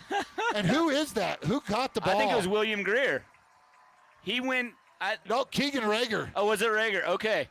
I knew it was one of the backs. So Haswell has now attempted 3 passes on the year. And has 3 touchdowns. And has 3 touchdown passes. So a 3-yard touchdown pass from Beck Haswell to William Greer, and the Broncs are back in the end zone. Haswell to Rager for the 3-yard touchdown. Now Greer will come on for the extra point. It is up, and it is good. With 2:15 remaining here in the first half, it's the Sheridan Broncs 14, Cheyenne Central 0. You're listening to Bronc Football on 1410 KWYO and 106.9 FM. Sign up now for 4th and 5th grade basketball from the Sheridan Rec District. This program introduces the game of basketball, focusing on fundamentals, teamwork, and sportsmanship. Team rosters are built by the school your kids attend as much as possible. All youth are encouraged to participate in this fun program. Sign up online now at SheridanRecreation.com or just swing by the Rec District office at Thorn Rider Park or call 674-6421. This is Mariah with Sheridan Physical Therapy, and you're listening to Sheridan Media Sports. Welcome back to Bronc Football here at Homer Scott Field. Ryan, the Broncs have taken advantage of 2 turnovers. They've scored on both of them. And that's what you have to do. Yeah, you have to make them pay for turning the ball over. Your team is kind of beat up if you're the Broncs. Yep. Haswell gets hurt in the first series, and he's given it all he's got. He's back in there. You don't have Breck Reed. So when you get those opportunities with the turnover, you have got to cash it in. So the Broncs will tee it up here, leading 14-0 on the range scoreboard. 2:15 remaining here in the first half. Cheyenne Central will get the ball back, and they will get the ball to start the second half. Don't forget, coming up at halftime, we will have a live performance of the Sheridan High School Marching Band as they will perform here on Homer Scott Field. And this time, the kick will be taken and caught at about the 1-yard line and brought up the far side. Going to be stood up across the 20-yard line. I think that was Tyrone Richards on the return, yes. So Schwartzbach on the tackle for the Broncs, but Richards out across the 20 to the 22, and that's where Central will take over after the kickoff. So the Broncs take advantage of the fumble and use the short field, go 26 yards to get back in the end zone. Beck Haswell, as we said, has thrown 3 passes this year, and all 3 have gone for touchdowns. Couple of them long bombs. Castaneda, Castaneda will be the back. He drops straight back, and the ball is tipped by Haswell. Oh, what? They were going for the screen, but Haswell just got his big old mid up there and knocked that one out of the air. 2nd down and 10. Ryan Castaneda, he's quite the athlete, man. Yeah, I was expecting to see Woods the whole game. His left arm is he doesn't have a hand on his left arm, so he's basically plays quarterback with one full arm and then I don't know 6 inches above the wrist, maybe. Yeah, so is where it's amputated. What an absolute. Oh athlete. Man, but he can sling the ball, man. They throw the ball out. The receiver Dennison's going to get outside and going to be pushed out of bounds at about the 27 or 28 yard line. We were watching Castaneda in warm-ups, and he throws a nice ball. He does throw a good ball, so he makes the completion there out of the backfield to Dennison. It'll be 3rd down and 4 now for Cheyenne Central as we go under 2 minutes remaining here in the first half. 3rd and 4, and the Central coaches get to play in. You know, if the Bronx get to stop here, do you use a timeout? Teasley's going to be the receiver. They got 4 receivers in the formation. And now they swing out Richards as well. Richards. And the ball's going to be incomplete off the hands of Richards, and it'll bring up 4th down. And Central's looks like they're going to punt this thing back to the Bronx with 1:56 left here in the first half. Richards was open, but Castaneda let him just maybe a yard too much, and he couldn't haul it in. I don't think it was going to get to the first down marker. No, I didn't know. The defense was right there as well. But the incomplete pass helps the Bronx, stops the clock, and now Rudy Green will drop back deep for the Bronx. The Bronx should get it in fairly good field position. As Peterson will catch this ball at about the 15-yard line. And it is an end-over-ender. It'll take a Central bounce and go out of bounds. Actually be touched at about the 33-yard line. So the Bronx will have 67 yards to go to try to pay dirt. Yeah, and 1:47 with 2 timeouts. Plenty of time. So the offense will come back out on the field.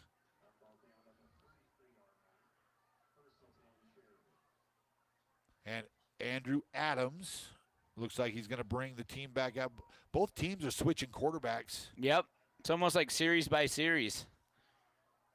And now I see Torrey Phillips lined up at one of the wide receiver spots here to the near side.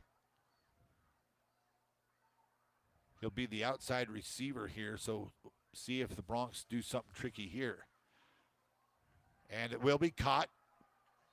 That's going to be Torrey Phillips catching the ball right at the 40-yard line, 41-yard line. So a pickup of 8 yards there on first down. Adams finding Phillips along the edge, and he gets out of bounds to stop the clock.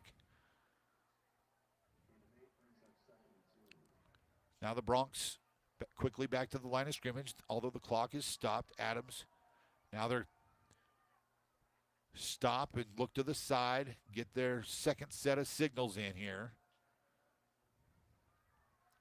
William Greer is going to switch from the right to the left side of Adams. 3 receivers to that far side.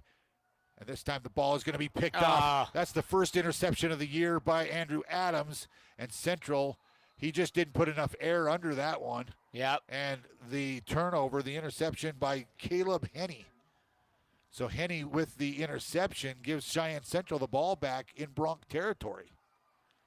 So that's just the second turnover of the year by the Bronx. 1 fumble and now 1 interception through the first 5 and almost a half ball games. That's incredible. So Cheyenne Central will bring their offense back out on the field, and it will be Owen Woods to quarterback this series anyway to start with. And the big back Cody Witt lined up beside him. Witt is 6'1", 215, just a sophomore, so good size. Woods goes right up the middle. He'll be tackled after a short gain. And guess who? Number 6. Yep. So 2 yards there on first down as the clock continues to run. 1:20 remaining here in the first half. Quickly back to the line of scrimmage. Woods, see if he calls his own number. If they give the big back the ball here. Now they slow things down, look to the sideline, get the second set of signals in as well. Witt's going to come to the left side of his quarterback. He's going to drop straight back, looks to the out, and that's going to be incomplete. It bounces in. 3rd down and 8 now for Central. And that stops the clock. With 58 seconds left here. Right, that's a tough play. You're rolling, you're on the short side of the field, and you're throwing clear across, trying to hit your receiver on the out. That ball was... It was just short. Probably thrown 3 or 4 yards short of the receiver. Yep, that's a tough play. We will have the Powderhorn halftime report coming your way here once we get to the half. And we will take a look at the scores and stuff, and then we'll bring you all the action of the pep band, the marching band. Teasley is going to be dropped behind the line of scrimmage, and there is a flag down as well. Haswell stopped that play from going anywhere. But I think they must have an illegal formation. Because that's normally where that flag comes in. Now they're going to bring the other line judge in, and they're going to talk about if they had enough guys on the line of scrimmage there. I think let's see what the call is. Oh, they're going to wave it off. So no penalty for illegal formation, but the ball it's going to be 4th down and 11 now. For Cheyenne Central with 54 seconds left here in the first half. So it's going to be interesting to see what Cheyenne Central decides. But the Broncs are going to take a timeout with 54.9 seconds left in the half. Broncs take timeout. We'll take timeout with them. You're listening to Bronc Football on 1410 KWYO 106.9 FM.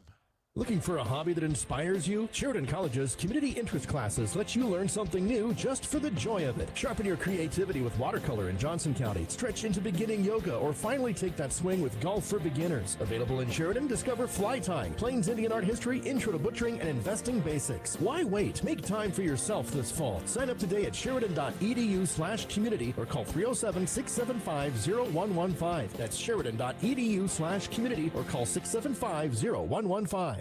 This is Dr. Michelle Meehan, and you're listening to Sheridan Media Sports. Welcome back to Homer Scott Field. Shane Parker along with Ryan Parker bringing you live Sheridan High School Bronc football as a battle here with Cheyenne Central. The Broncs learning a little bit more about themselves tonight, Ryan, as they're playing without their star wide receiver, defensive back Breck Reed, who broke his foot last week. And then on the first series, their other star player, really good player, Beck Haswell, goes down with a bad ankle, but he's fighting through it. This time, Woods right down the middle. It's going to be tipped and falls incomplete, but the Broncs are going to take over. Boy, Woods had a receiver downfield. I think that was the big tight end, Ty Resdorfer. But it will be turning it over on down to the Broncs with 51 seconds left here. We'll get another opportunity. And the ball will be placed at the Bronc 41-yard line. Don't forget, coming up at halftime, we will take a quick look at how the scoring took place here in the first half. We will try to get some scores passed along to you as well. And we will have the Sheridan High School Marching Band performing at halftime for you. Now the Broncs, 1st and 10 from their own 41. Let's see if they go to the air, if they just are satisfied to go in running the ball. Adams has a man. That's going to be the running back, Rager. I think Rager breaks a tackle. He's deep into the territory of Cheyenne Central and run out of bounds at about the 38-yard line. So a big pickup on 1st down by the Broncs. Nice play call. And Rager gets out of bounds with 43 seconds left here in the half. 1st and 10 Broncs at the Central 38. The Broncs still have one timeout remaining. Adams drops straight back, flings it to Rudy Green, who makes the catch. No, they're going to say incomplete.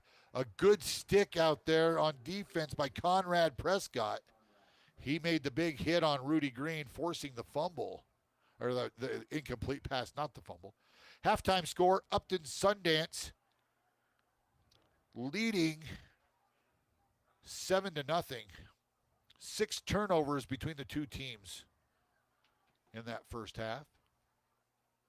We've got 3 turnovers here in the first half between the Bronx and the Indians. 38.9 seconds left, second down and 10. Adams calls for the ball, fakes the give, looks into the seam, and it's incomplete. Boy, he had a man along that far sideline. That was Liam Weber, but he was hit just as he was getting the ball. Pretty good coverage by that defensive back for Central. I think that was Tyrone Richards. Nope, that was the guy he made the interception last time. That was Caleb Henney who broke up that pass. Now it'll be third down and 10 for the Bronx with 35 seconds to go here in the first half.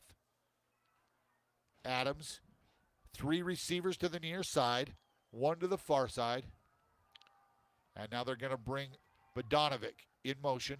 Hit Gage Rogers. Rogers looks to the middle of the field, breaks a tackle, and he's off to the races. He's at the 20. He's at the 10. Gage Rogers, touchdown, Sheridan! Boy, he showed off some speed there. He made that play happen because that was supposed to go outside.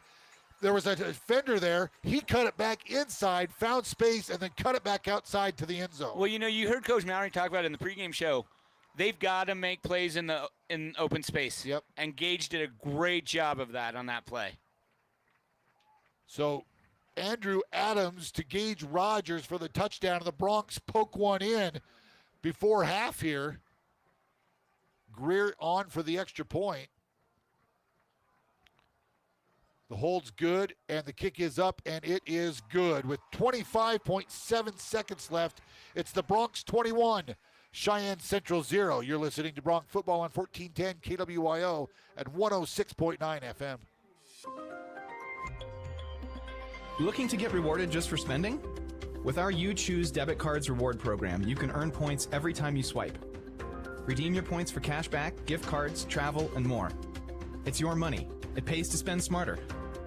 Enroll today and make your debit card work as hard as you do. Visit Security State Bank today and start earning with You Choose Rewards at no cost to you. Security State Bank, small enough to listen, big enough to help. Member FDIC. Hi, this is DJ Dearcorn of First Federal Bank and Trust, and you are listening to Sheridan Media Sports. Welcome back to Homer Scott Field. Ryan, boy, the Bronx, we heard Coach Mallory say that guys are going to have to step up and fulfill some roles that they may have not had in the previous 5 games. Boy, Gage Rogers has been a star all year long, but he really showed on that play that he could be the go-to guy on the offensive receiving core. Yeah, Andrew made a nice pass out to him, but once Gage caught the ball, he did the rest. He did all the work, yeah. Yep. So Greer has it teed up. Boy, the Bronx just relentless. Just never say die. Yep. So they lead 21-0 here on the range scoreboard. Greer has it teed up. And this one is going to be right to the goal line. It's going to be Teasley. Teasley brings it up the center of the field, breaks a tackle, and going to be swarmed under at about the 25-yard line, and that's where Central will take over with 18 seconds left here in the half. And Central does still have 2 timeouts, but let's see if maybe they'll just kneel on it and try to get into the regroup. locker room. So good coverage by the Bronx kick team, and the defense comes back out on the field, and the offense will come right to the line of scrimmage. And Owen Wood will be at quarterback again for Central. They're lining up. And the give straight ahead. That's going to be Tyrone Richards. He'll have enough for the first down across the big gain. 40. Out to the 43-yard line. Boy, big gain there. About 18 or 19 yards there on first down. And I think Cheyenne Central wants a timeout. Ryan will just keep it here for the timeout. But Cheyenne Central has shown flashes that they could have the potential to move the ball. They just keep hurting themselves. Turnovers. A couple penalties have set them back a little bit. You know, it's been a fairly clean game as far as penalties go. Very, very good veteran officiating crew. Yes.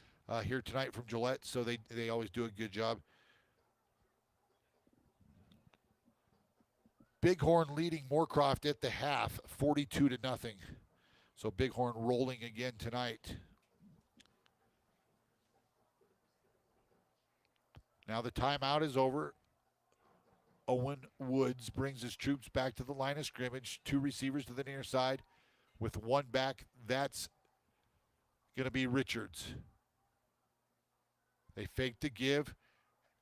Woods has a man. It's incomplete. And he drops it. Oh, boy. That was Jack DeManna, the big tight end. Woods would have been, I think, better off. He had some green grass in front of him. He had 10 or 15 yards of nobody in front of him at all. Yep. But, again, they're conserving clock. 6.9 seconds. But the Bronx in a little bit of a prevent defense here. Just nobody gets behind you. Right. Because Cheyenne can throw the ball. And Owen Woods, again, 2 receivers to the far side. Turns, gives the ball to Richards. Richards, he'll run into that linebacking core. Liam Weber comes up and makes the tackle, and that's going to do it. At the end of the first half, it's the Sheridan Bronx 21, Cheyenne Central 0. We're going to take a timeout. When we come back, we will take a look at the first half scoring, and then we will hear from the Sheridan High School Marching Band. You're listening to Bronx Football on 1410 KWYO and 106.9 FM. If you have employees coming to stay for an extended time in Sheridan, make them feel at home with a room at the Candlewood Suites.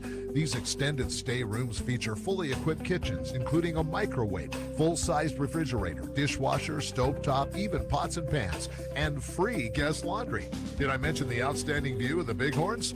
Book your reservation with the Candlewood Suites and relax knowing they'll have more than just a room. They'll feel right at home. Call 307-675-2100.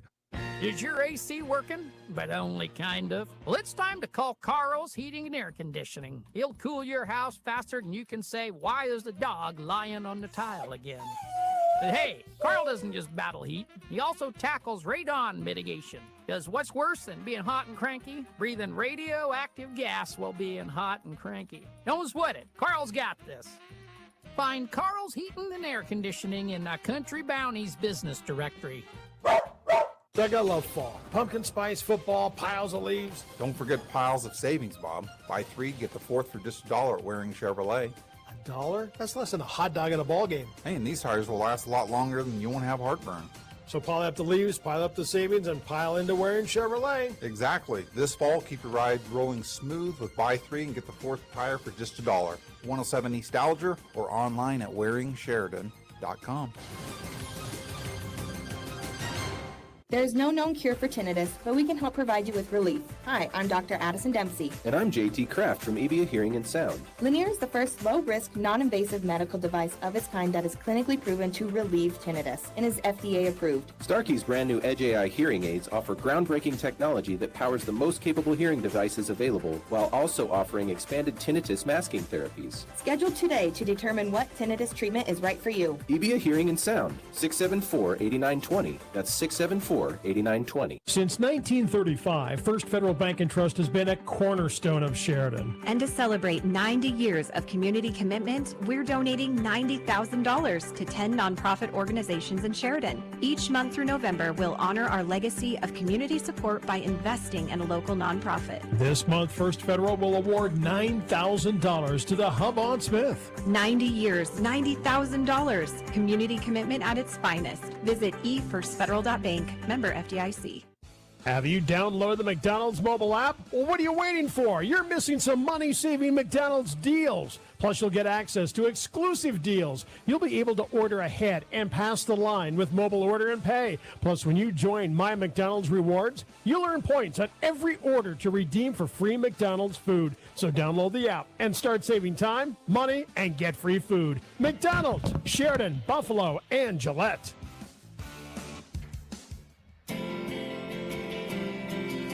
Stop by Ridley's Saturday, October 4th from 10 to 2 and help us fill the bus for the food group. This is Brandon with ERA Carroll Realty, and we'll have a shopping list ready for you at Ridley's. You can drop your items right there by the bus and we'll load it up. Buy one or more item, it all helps. We'll see you Saturday, October 4th at Ridley's, ERA Carroll Realty. We're about more than real estate. We're about family, friendship, and community.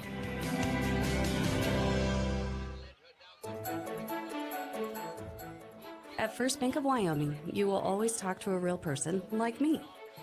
Hi, my name is Dee Crawford, and our team is here to answer your questions, offer guidance, and provide personalized solutions. Because you deserve a bank that puts you first. Stop by or call us today. First Bank of Wyoming, banking made personal. First Bank of Wyoming, division of Glacier Bank, member FDIC. This is Dr. Dana Leroy with Leroy Family Dental, and you're listening to Sheridan Media Sports.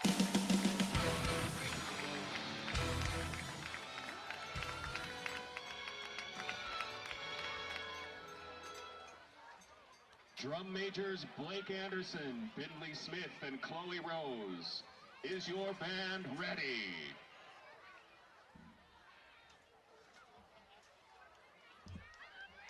Presenting their 2025 production, The Red Brick Road, the Wyoming High School Activities Association is proud to present the Sheridan High School Marching Band.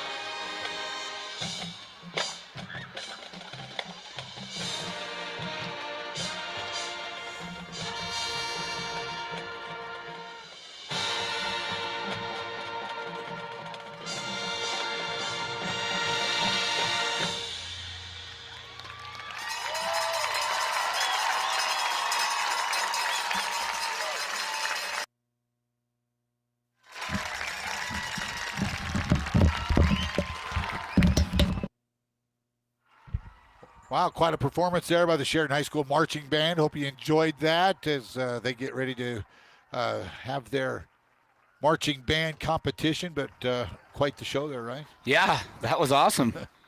So, band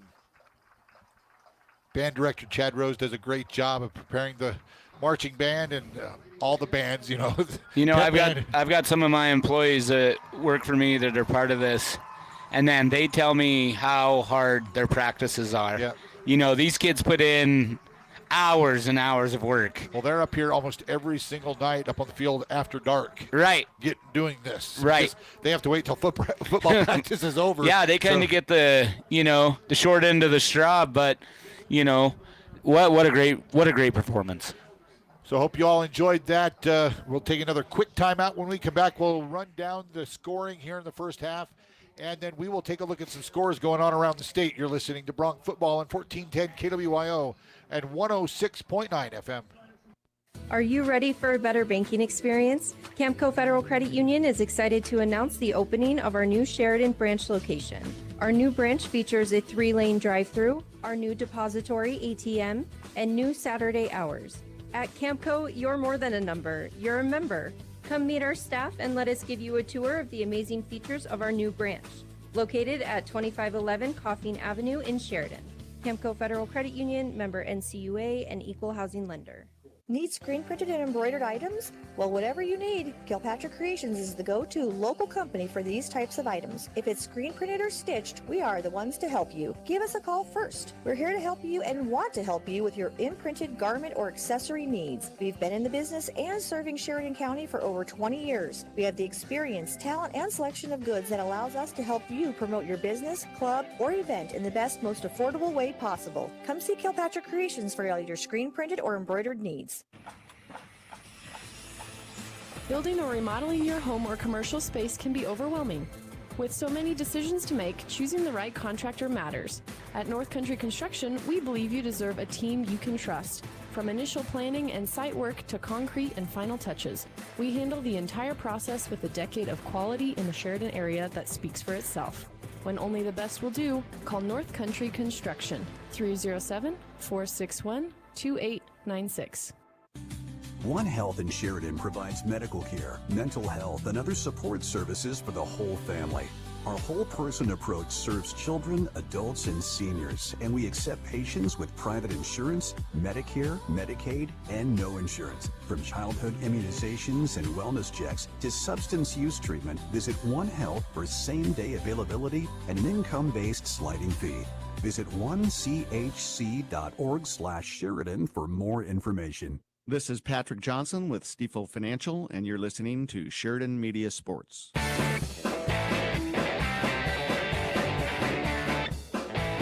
back to Homer Scott Field. Get ready to go tonight.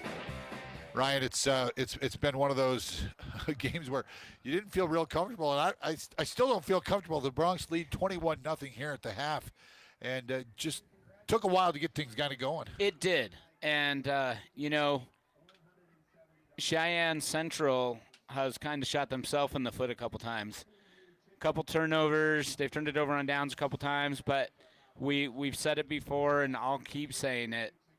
That Bronx defense bends, but it doesn't break. Right. Yeah, they've given up yards all year long, especially in the passing game, and they're okay with that. We've heard Coach Mowry say, we're okay giving up 7 to 10 yards of pass play to the outs. Make them drive the entire length of the field.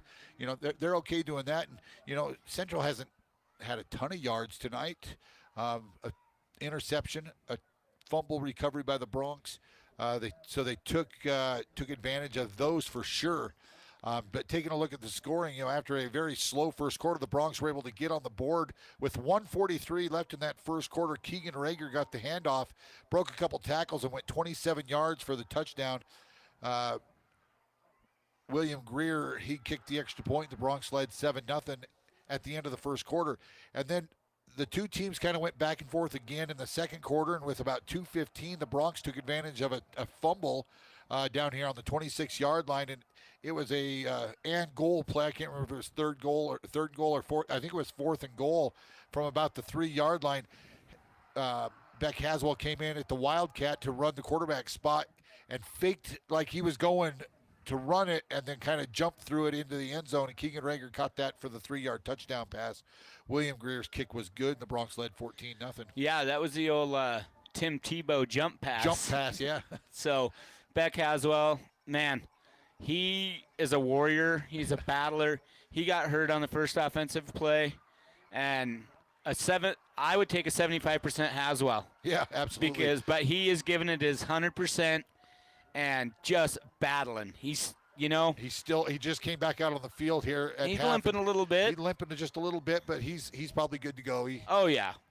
And then the Bronx got the ball back after Cheyenne Central turned it over on downs, and with 25 seconds left, Andrew Adams hit Gage Rogers on just a little swing pass to the outside. Rogers really didn't have much down the sideline, so he cut it back to the middle of the field. It kind of opened up from there. He cut it back to the near side and went 37 yards for the touchdown. And really, a 3-yard pass turned into the 37-yard touchdown run. Yeah, Andrew made a nice little out pass to him, and Gage did the rest. I was surprised at his speed, but that dude can run. He showed some speed on that pass play.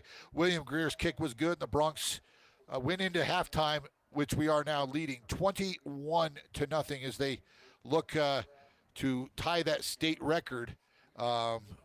31 consecutive home wins, and this would be their 49th consecutive win, which is now the 3rd longest winning streak in the country. I was going to say, you reported that earlier this week, that one of the teams that was ahead of us lost fairly big last week. Phoebus, Virginia got beat last week, and they were up to like 51 or 52 consecutive wins. And so the Bronx move up. The number 1 team in the most consecutive wins is Marion Local out of Ohio.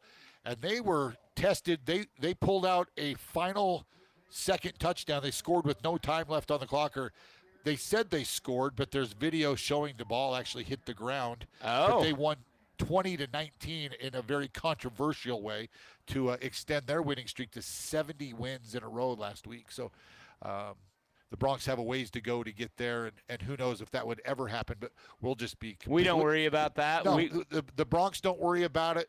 Coaching staff don't worry about it. Yeah, they don't worry about that stuff at all. We'll just we go out and just play games, one game at a time, and as the coaches have said all year long, these Bronx, the 2025 Bronx, haven't proved anything yet. Nope. They've proved that they've won 5 games, and they're leading in game number 6 here. And that's it. And that's really all they've proven this year. So both teams are back out on the field. They'll set 3 minutes back on the clock to do their warm-up, and then we will get the second half underway. We'll take another break. You're listening to Bronx Football on 1410 KWYO and 106.9 FM. In a place where honesty and hard work define us, there's a bank that's fully invested in Wyoming. The banks of Buffalo, Gillette, and Sheridan. We understand that business owners are the backbone of our communities. And whether you run a ranch, a restaurant, or a retail store, we're here to support you with a range of account options and personalized services without all the unexpected fees. Because when your business succeeds, our communities thrive. Visit buffalofed.bank for all your business banking needs. Member FDIC, Equal Housing Lender. They'll tell you nobody sells campers cheaper than them. Let me tell you, they're wrong. We do. Midway RV in Sheridan has new campers at the lowest prices in the country. Units won't last at these prices. Limited floor plans available, trade-ins welcome, financing ready. Midway has a floor plan for you. Hit the mountain road or back road for less. Stop by our newest showroom on Coffeen Avenue in Sheridan. Visit midwaycampers.com. Lowest prices in the country, right at your fingertips. I'm Aaron Lagaki, owner of Moss Holders Design Center. And if you've listened to Sheridan media stations anytime since the 1980s, you've probably heard our name. That's 4 decades of staying connected to our customers because radio works. It builds trust and keeps us in people's homes, cars, and their conversations. If you're running a local business and not using Sheridan media, you're not just missing opportunities, you're handing them to someone else. Trust me, radio is worth it. Cool evenings mean it's time to get ready for those colder days ahead. How do your corrals look? Farmers Co-op has the panels and other fencing materials to get them fixed. Are your bunks in good shape? Farmers Co-op can help you with those as well. Need to order some livestock vaccines? Yep, Farmers Co-op is the place. Whatever you need to get your place in shape for the cold months ahead, you'll find it at Farmers Co-op, owned by those they serve at 1450 Coffeen Avenue here in Sheridan. This is Kent Sherwood with Sheridan Physical Therapy, and you're listening to Sheridan Media Sports. Welcome back to Sheridan High School. Homer Scott Field as we get ready to go here in the second half. Cheyenne Central will receive the second half kickoff as we get ready to go here. A couple other scores to pass along. Natrona County High School is leading Laramie 10-0 at halftime. Thunder Basin was leading Rock Springs 24-0 at halftime. Campbell County was up 42-0 on Cheyenne South last time we heard. And I think the other game would have Cheyenne East was leading Kelly Walsh 28-10. And so that those are the other 4A scores. Bighorn winning big at Moorcroft. And the Tungarver Eagles down 14-0 to the Upton Sundance Patriots in the second half at that ball game. So the kicking team is out on the field. And I think, let's see, is it going to be, who's going to, oh, William Greer will tee it up. He didn't get one touchback in that first half. A couple of them were right there at the goal line, but didn't get it into the end zone. See if he can punch one in the end zone here and just set Cheyenne Central up at the 20-yard line. So, again, Wyoming head coach Jay Sawvell, he is on the sideline. He's still down there for the second half. He'll have to get back to Laramie tonight and get ready for the Pokes as they take on UNLV tomorrow. UNLV undefeated on the year. So it should be big game tomorrow. Homecoming for the Pokes tomorrow. This is going to be a short kick taken and tossed to Richards at the 5. Breaks a tackle. A good swarming defense by the Bronx, and I think he's going to be tackled shy of the 20-yard line. They might mark him right at the 20. Nice kick coverage by the blue and gold. So just as good as punching it into the end zone, Cheyenne Central will start at their own 20-yard line. Talking about Jay Sawvell, I did see something that, something that the Pokes might have a little chalkboard material. UNLV hasn't won in Laramie since 2003. Oh, wow. Okay. I do believe. So that game in Laramie tomorrow night at 5 for homecoming down in Laramie. Central starts this second half at their own 20-yard line. It will be Woods, the quarterback. They bring a man in motion. They toss it to him. They give it to on a reverse. That's going to be Teasley on the reverse, and he's going to pick up maybe 2 yards. The Bronx did a nice job staying home. I was just going to say, trickery. Yep. Out there on the right edge, they just stayed in their lane, and Teasley couldn't break through. So a little bit of a trick play there by Cheyenne Central. This time Woods is going to bring his line back to the line of scrimmage. The big tight end comes in on this far side as Tyrone Richards lines up beside it. They will give the ball to Richards. He's going to find a seam, and then Rager, and I think that's Crow, stack him up. Actually, Haswell and Rager stack him up. After a couple-yard gain, they'll give him all the way. It's actually going to bring up third and about a long 2, maybe a short 3. Yep. Out to the 27-yard line. We will call it 3rd down and 3. Cody Witt, the big fullback, will come in for the Indians. Teasley's going to split to the near side.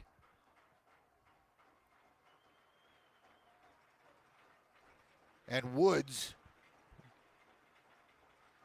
calls for the snap, and they will give it to Witt. Witt rumbles forward. He's going to have enough for the first down and a little bit more, out to about the 32 or 33-yard line. Before they push him about 10 yards back. But obviously forward progress, so it'll move the chains. So Witt, the big fullback, gets the carry and the first down.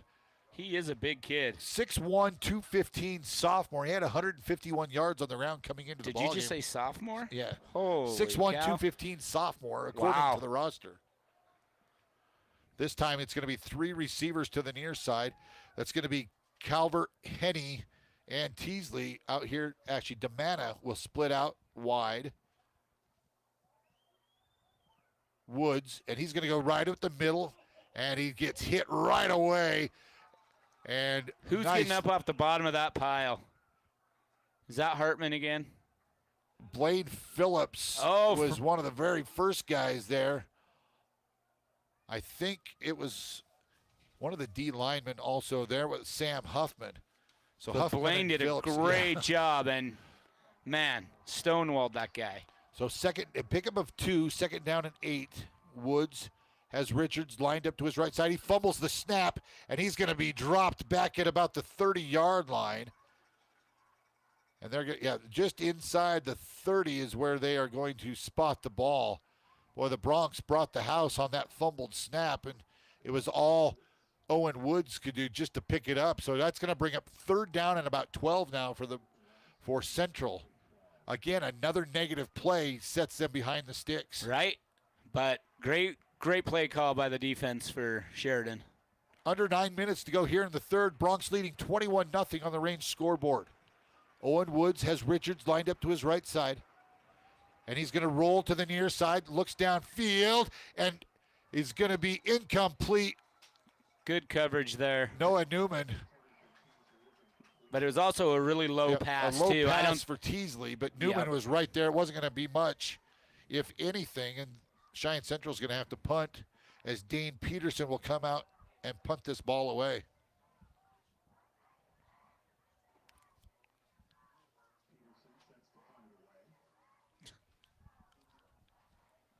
So now Peterson waits for the snap. Back deep for the Bronx is going to be Rudy Green and Gage Rogers. Peterson gets the punt away. It's an end-over-end kick, and it's going to go out of bounds inside actually at about the Bronx 32-yard line. Yep. Decent starting field position for Sheridan. So the Bronx will start their first series of the second half from their own 32 with 8:35 to go here in the 3rd quarter.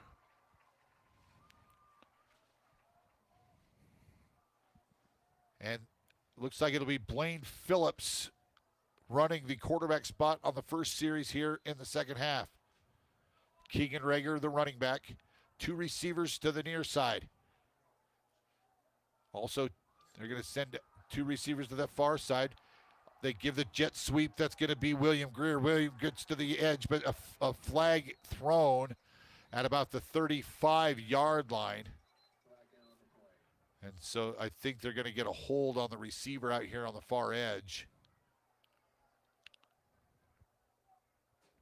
Let's see what the officials call. But it did happen downfield a little bit. But that's going to set the Bronx behind the sticks as well. I mentioned it earlier, but a pretty clean game so far. Not a whole lot of penalties in this game. So great job by both teams and by these officials. So it was a gain of 4 yards by Greer and that's where the hold took place. So it's going to bring up first down and 16 for the Bronx. Phillips back under center in the pistol. He'll bring Rudy Green in motion, and they fake it to him. And boy, the offensive line let the leak through that time, and Phillips has dropped. That's another 4 or 5 yard loss on first down. So now it's going to be second down, and we'll call it 17. Second down and 19 for the Bronx. As we approach 8 minutes to go here in the 3rd. Phillips will send Liam Weber, the receiver, to the far side and stack 3 receivers here to the near side. With Rager lined up in the backfield. They send a man in motion. Inside pass to Rogers, and he's going to be dropped with the Bronx they're just going backwards. That's a lot. Now it's going to be 3rd and 20. That's another 2-yard loss back to the 24, 23-yard line. They ran that to the short side of the field. Not a lot of room out there. Yeah, and just a bunch of people stacked up. So 3rd down and 19, 3rd and 20. And the Broncs reset their offense. 3 receivers to that outside. Watch for a screen pass or something here just to kind of move the ball downfield. Phillips is going to roll to the far side. Look downfield, has a man. Rudy Green catches it after a gain of about 13, but it's going to bring up 4th down for the Broncs. It's going to be 4th and about 8, 4th and 7, we'll call it. And the Broncs will have to line up to punt this ball away. Good patience by Blaine waiting for somebody to get open, but just not open enough to get the first down. Rudy Green made the catch, but it was in traffic, and he was dropped pretty much right where he caught the ball. So Weber will come on to punt the ball away. And he does get, this one's a good kick. It's going to be fair caught at about the 34, 33-yard line, and that's where Cheyenne Central will take over. I think they're going to say at the 34-yard line, and so the offense for the Indians will come back out on the field. With 6:23 to go here in the 3rd. Ryan, the next week the Broncs have to make one last long road trip. They've been to Cheyenne twice already this year, and we have to go to Rock Springs next Friday. So another long road trip. Yep. Kind of just that 2-year cycle where we get the short end of the straw, man. This time it will be given to Richards. Richards cuts it inside, breaks one tackle, fights forward to about the 40-yard line. It's going to be about a 6-yard gain on 1st down for the Indians. Good blocking up front by the offensive line. And again, Cheyenne Central playing this ball game without their University of Wyoming commit offensive lineman, Jack Garrett. Jack Garrett, yep. So he is not. And he's a big kid. Yeah, 6'5", 285 is what they have him listed at, and he's not even here tonight. 5:44 to go. Owens calls, fakes the give to the jet sweep man, misses him in the backfield, and enough for the 1st down is Woods. And so Cheyenne Central moves the ball a little bit there on their first possession here. Actually, their second possession of the second half. They faked that give on the jet sweep, and then Woods just pulled it and went right through the tackles. So 1st and 10 Central at their own 46-yard line. Teasley's going to split wide out to the near side. 3 receivers to the short side of the field. Owens, he's going to go right up the middle again. This time he's going to be stood up after a couple-yard gain and driven back. I think they're going to give him, 3 yards to the 49. It'll bring up 2nd down and 7 for Cheyenne Central. You know, Owen Woods has carried coming into the ballgame, he had carried the ball 23 times for 36 yards. So not a great per carry average, just 1.6 yards per carry. But he's carried the ball a few times here tonight and picked up you have to be yards. aware of that. You know, sure. He can, little bit of a dual threat. I mean, he can do either or. So you got to keep that in mind when you're calling your defense against him. This time it will be Witt in the backfield. Demana will be the blocking back. And they do give it to Witt. Witt finds a little bit of a hole, scrapes forward for a couple. Out across midfield down to about the Bronx 47. It's going to bring up 3rd down and about 3 for Central after a 4-yard gain there by Witt. As we approach 4 minutes to go here in the 3rd quarter.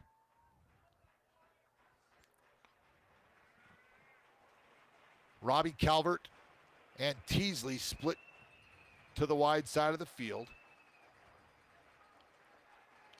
Woods has Witt lined up to his right side. Jack Demana, the tight end, on the far side.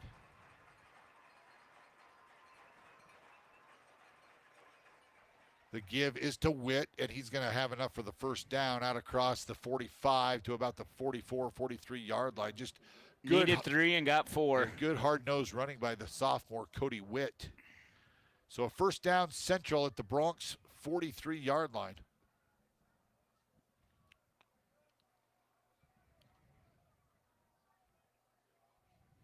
And quickly back to the line of scrimmage is the Central offense. Their offense is pretty similar to what the Bronx run. Yeah. 2 receivers. They're going to bring a man in motion. And they swing it out to Teasley. Teasley hits the edge and going to be inside the 40 down to about the 36-yard line. A pickup of, 7 yards there? Yeah, 7 yards on first down. Cooper Lynn on the tackle for the Bronx. Good to see Cooper back healthy. He's played the last couple of games, but boy, he missed the first couple. And I think he missed all of last year, didn't he? Yeah. So good to see Cooper out on the football field. And kind of a methodical drive here for Cheyenne Central. 2:33 to go here in the third. And this time it is the give to Richards. Richards breaks the line of scrimmage and a tackle there, and then he's swallowed up as Cooper Lynn came up and made the tackle. But I think they're going to have just enough for the first down at about the 32-yard line of the Bronx. So another first down series for Cheyenne Central with 2:25 to go here in the third. And the Bronx just keeps subbing guys in and out of that defensive secondary at least. Teasley will split wide to the far side.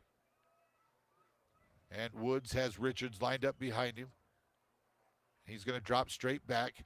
Looks downfield, throw into the corner, and it's going to be caught. And that is going to be a, what are they calling? They're going to discuss they're it. Getting it. Touchdown. Touchdown Cheyenne Central. It's on that far side. We can really see it. 32-yard pass. Boy, the Sheridan crowd, I don't think really likes that call. And I think it was Teasley who was the Central player with the catch. With 2:02 to go here in the third quarter, Owens hits Teasley on the 32-yard pass play. So Central gets on the board. The extra point is up by Peterson, and it is good. With 2:02 left here in the third quarter, it's the Sheridan Bronx 21, Cheyenne Central 7. You're listening to Bronx Football on 1410 KWIO and 106.9 FM. Planning a project that requires block, brick, or stone? You need to contact the folks at Thompson Master Masons. They have the largest selection of brick and stone in town and 39 years of experience behind their work. Chances are, if it can be done, they've done it. Let Thompson's help you choose the best application for your specific project, residential or commercial. Give Thompson Master Masons a call at 672-7971 or stop by their showroom at 135 East 11th Street. This is Dr. Michelle Meehan, and you're listening to Sheridan Media Sports. Welcome back to Sheridan High School. Shannon Parker along with Ryan Parker bringing you live action from Bronx football as they take on the Cheyenne Central Indians. Ryan, Tongue River now down 16-0 to the Upton Sundance Patriots with 2:32 left in the third. Bighorn leading Moorcroft 68-0. Boy. Bighorn hasn't been challenged since week 1. Yeah. Here's a kick short. It's going to be caught up there. That's going to be the return man for the Bronx this time is going to be Thomas Schwartzbach. He takes it across the 40 out to about the 42-yard line, so a really good return. Not a very good kick. Well, Central, I think they tried to catch Sheridan maybe off balance a little bit, and it was kind of a squib kick up in the air, trying to hope it would bounce and maybe Central could get on that. But Schwartzbach did a good job of just coming up, catching it, and returning it about 12 yards. Yeah, good starting field position for the Balloon Gold. So under 2 minutes to go now here in the third. Blaine Phillips has his troops back out on the field.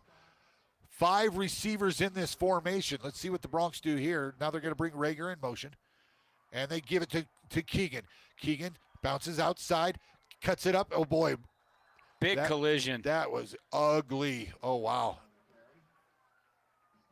One of the Bronx blockers out there kind of got cut. That's Gage. That's Gage Rogers, but he looks okay.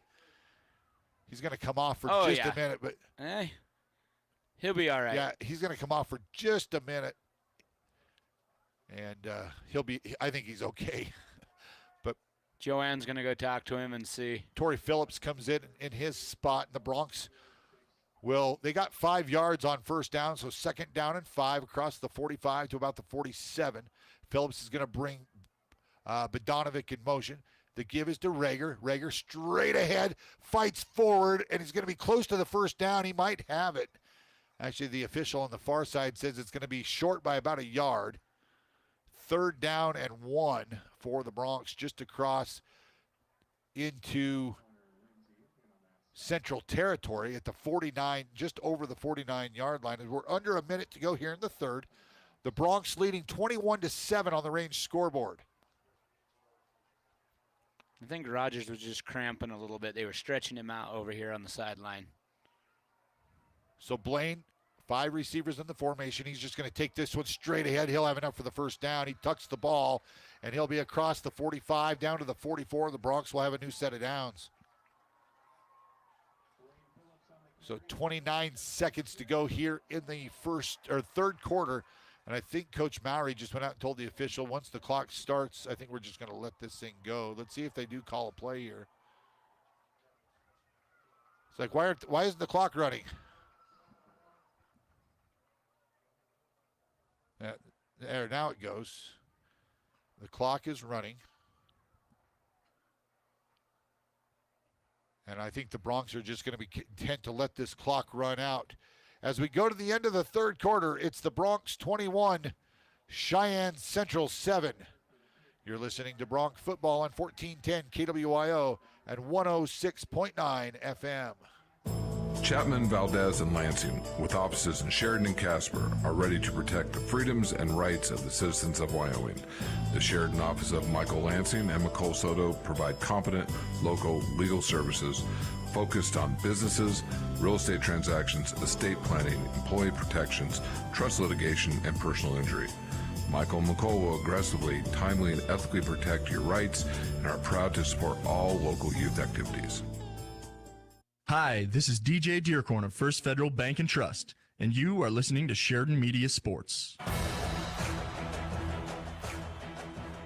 Welcome back to Sheridan High School. Homer Scott Field. The Bronx go to the 4th quarter with a 21-7 lead. It'll be 1st and 10 for the Bronx.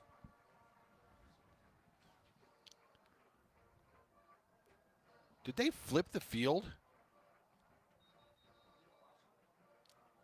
Yeah, they did. Okay, but the chains are lined up wrong because the Bronx were into... Oh, yeah. The Bronx were in Cheyenne Central Territory, so the chains have got to go the other direction. There we go. I'm like, hold on. There we go. There they go. That's surprising because that chain gang's been doing it for a long time. Well, they can't start this until this, whatever's going on the field is done too, so...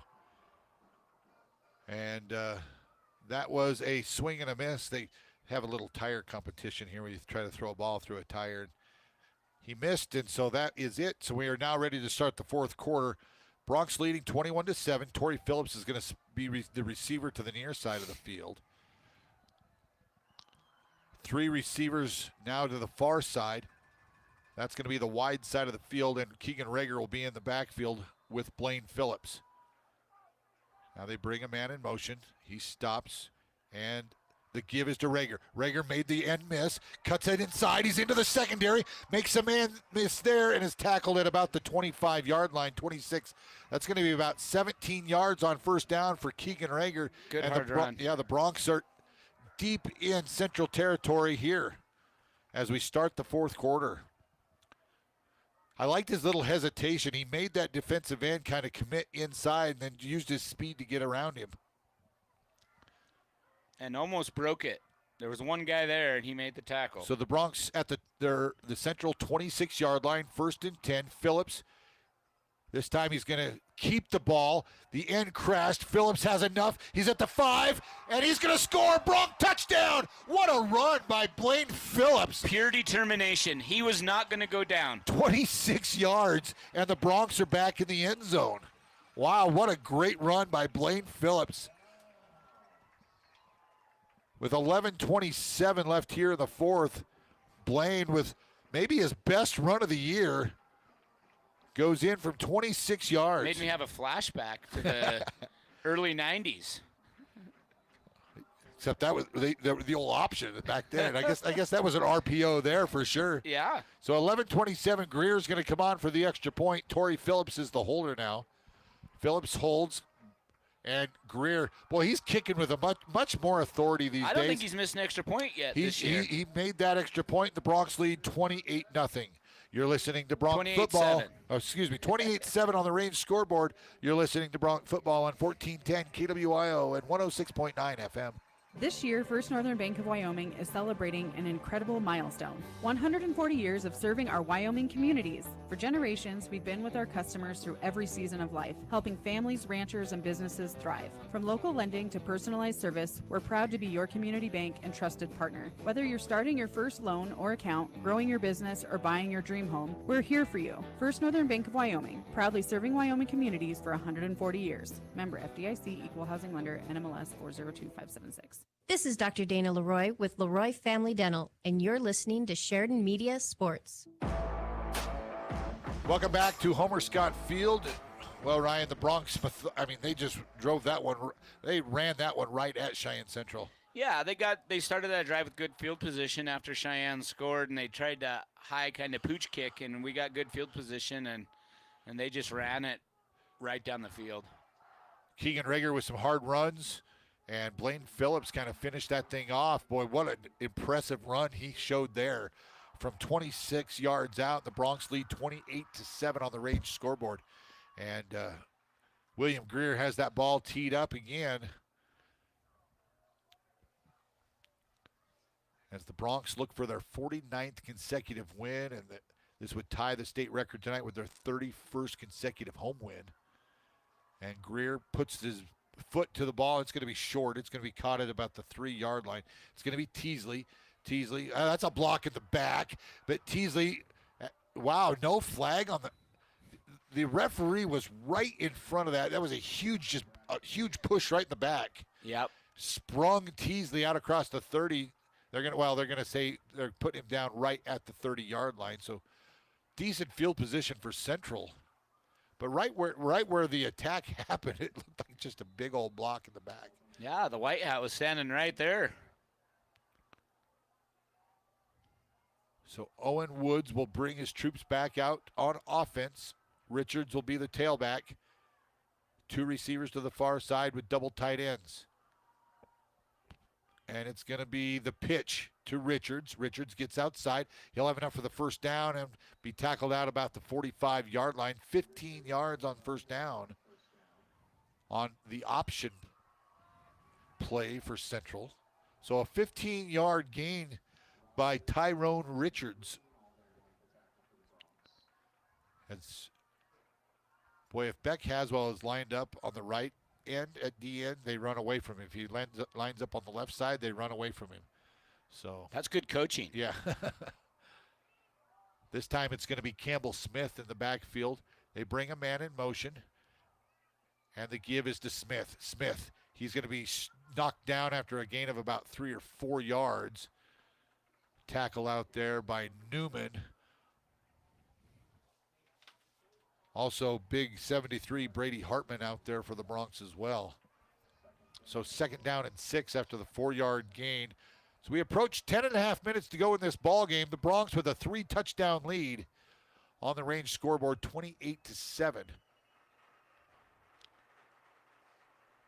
Teasley will clear out here wide.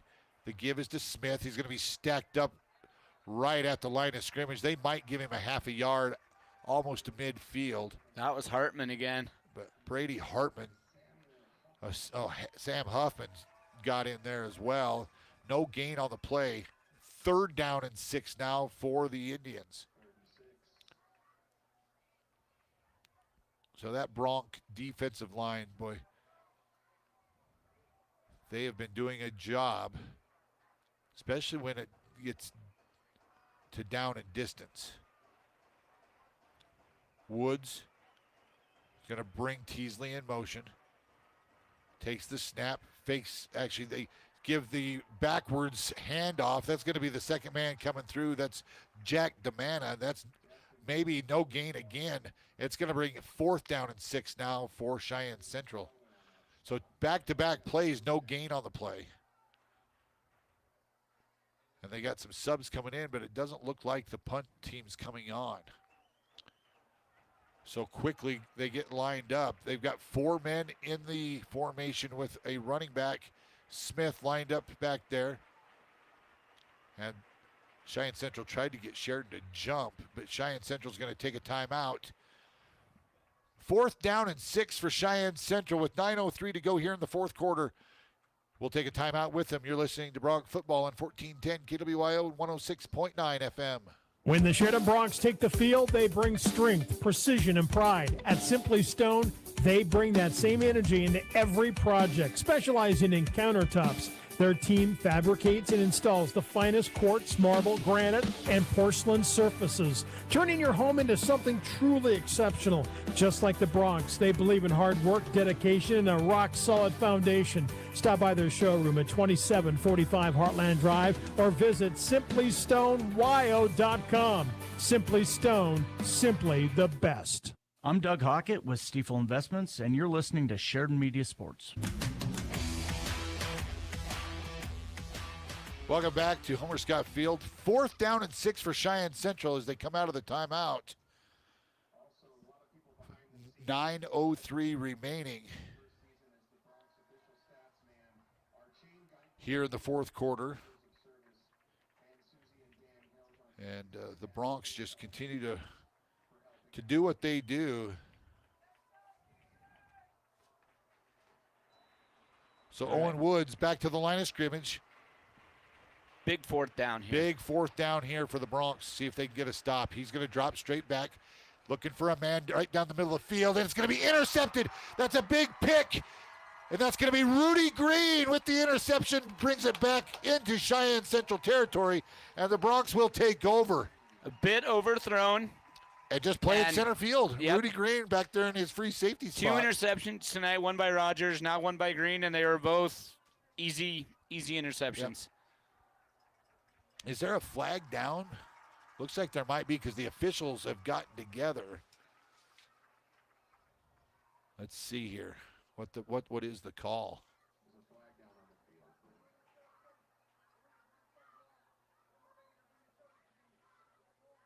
Oh, so after the interception, an illegal blindside block. And so that will set the Broncs back clear to their own 36-yard line.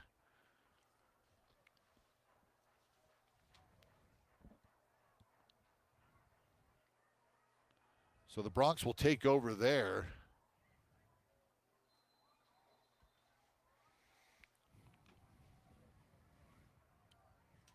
It's going to be Andrew Adams with 4 receivers, no running back, an empty set for the Broncs. Now they bring Crow in motion. They fake it to Crow. Andrew Adams right up the middle. He's got 12 or 13 yards. It's a Bronc 1st down. Boy, he pulled that at the very last second. Well executed. Very well executed. Yeah, Andrew Adams, he rode that into the stomach of the jet sweep guy. I think it was Crow, and pulled it at the last second after that defensive end really bit down hard. Yeah, and was able to get 13 yards. 13 yards all the way out to the Bronc 48-yard line with 8.5 minutes to go here in the ballgame. Adams, he's going to bring a man in motion. This time it's going to be Rager. Rager straight ahead, fighting forward. Actually, is that Crow? I think it's Crow out of the backfield for 4 yards into Cheyenne Central territory at the 48. Good movement up front by that offensive line. And now I think the Broncs will just be content to keep the ball on the ground as long as they can pick up 4 or 5 yards of carry, just move this thing down the field. Keep that clock running. Yeah, keep the clock running along. Adams bring Green in motion. This time they give it to Green. Boy, no one home on the end, and he fights forward. A late flag coming in as well. They get a face mask coming in here. Oh, they're going to move the flag way back behind the sticks. That came clear from the back. So now who knows what that call is? It looks like it's going to be on the Bronx. Did they get a hold or something? The ball was out across all the way down to the 40-yard line.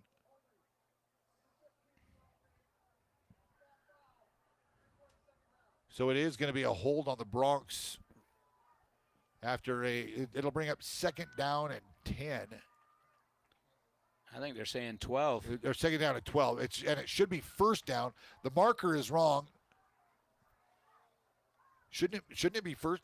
Wasn't it a first down? No, because Crow ran on first that's down. Right. Crow got 4 yards on first down. So second down and 12 for the Bronx. And that's going to be 5 yards on Cheyenne Central. That left defensive end got a little anxious. Well, I think it was the linebacker. He was showing blitz, and he got into the neutral zone. So an offsides penalty on the defense. Now it'll be second down and 7 for the Bronx. With 7:22 to go here in the ball game. Andrew Adams will have Rogers and I think it's Noah Newman out here to the near side. 2 receivers to the far side as well. Adams dropping straight back, finds his running back out of the backfield. That's Crow. Crow's going to have enough for the first down out across the 41-yard line, right about the 41, 42-yard line.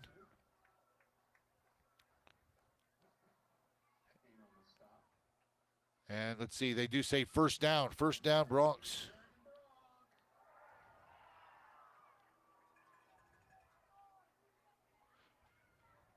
So it'll be a first down for the Bronx at the central 42-yard line. So we're 6:40 to go here in the ball game.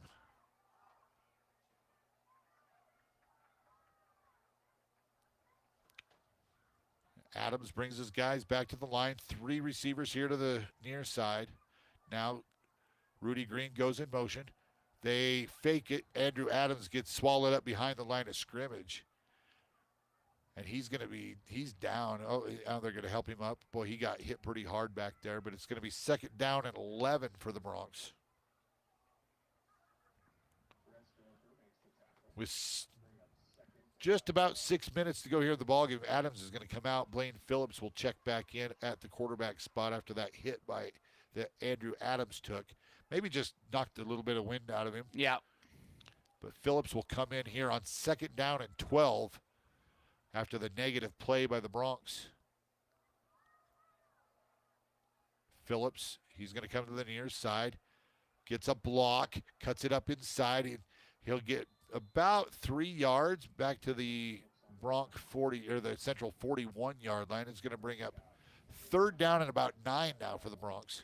Good job to stay in bounds though and keep that clock running. Adams back in the ball game. So third down and 9. Liam Weber and Sladen Bodanovich, Rudy Green, receivers split to the far side. Noah Newman here to the near side. As we approach 5 minutes to go here in the ballgame, Bronx leading 28-7 on the Range scoreboard.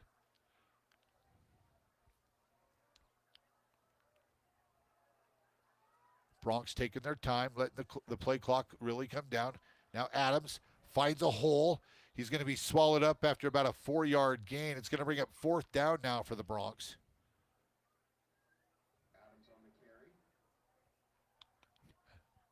It's going to be fourth and about 5 for the Bronx. And the clock continues to run, and the Bronx, I think, are going to go for it here. Or they're at least going to show they're going to go for it.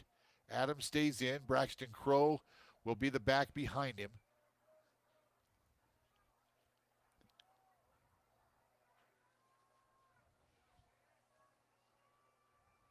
Adams, 3 receivers to the far side, now brings Green in motion, and he's going to roll out.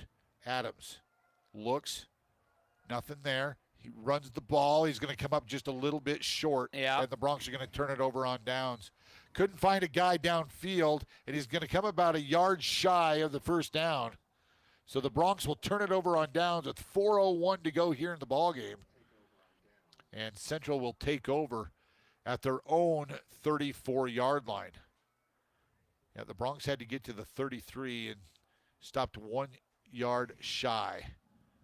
And so the defense will come back out on the field. Again, next week, folks, we will be long road trip to Rock Springs, but we'll be there. We'll bring you all the live action from Rock Springs High School.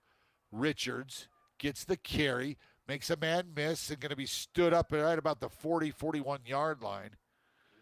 So 5 or 6 yards are on first down by Tyrone Richards.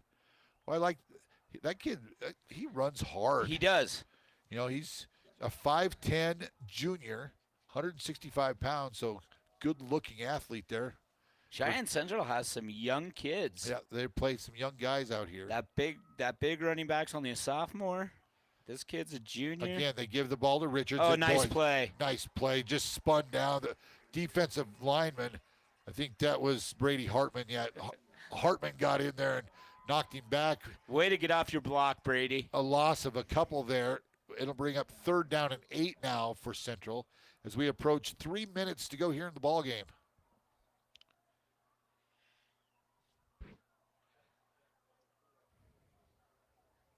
And now Richards is going to move to the right side of Woods.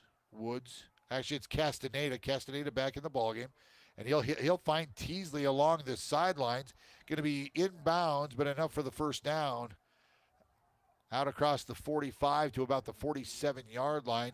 Cheyenne Central will keep their drive going.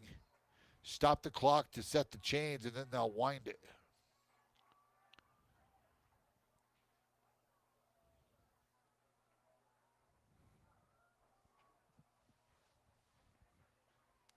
This time Demana goes in motion. Woods, Castaneda, the give straight ahead to Campbell Smith. He'll pick up a couple out to about the 49-yard line. We'll give him 2 yards there on the first down carry. Almost to midfield, but going to be just shy. Sam Huffman with the tackle for the Bronx. Now the Indians will come back to the line of scrimmage with 4 wides, 2 on each side. And Campbell Smith in the backfield with Castaneda. Castaneda drops straight back, and he's going to be sacked by Haswell. Haswell finally got to him. That's the first sack of the night. Now I think a timeout is going to be called by Cheyenne Central. But Haswell gets his first big sack of the night. Just the grittiness and toughness of Beck Haswell.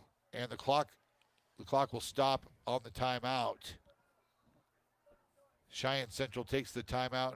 Ryan, the Bronx found a way tonight, even though, they are banged up. Oh, man. And, they've got Haswell is limping around, but he's showing some grit and some guts out there by staying in the ball game.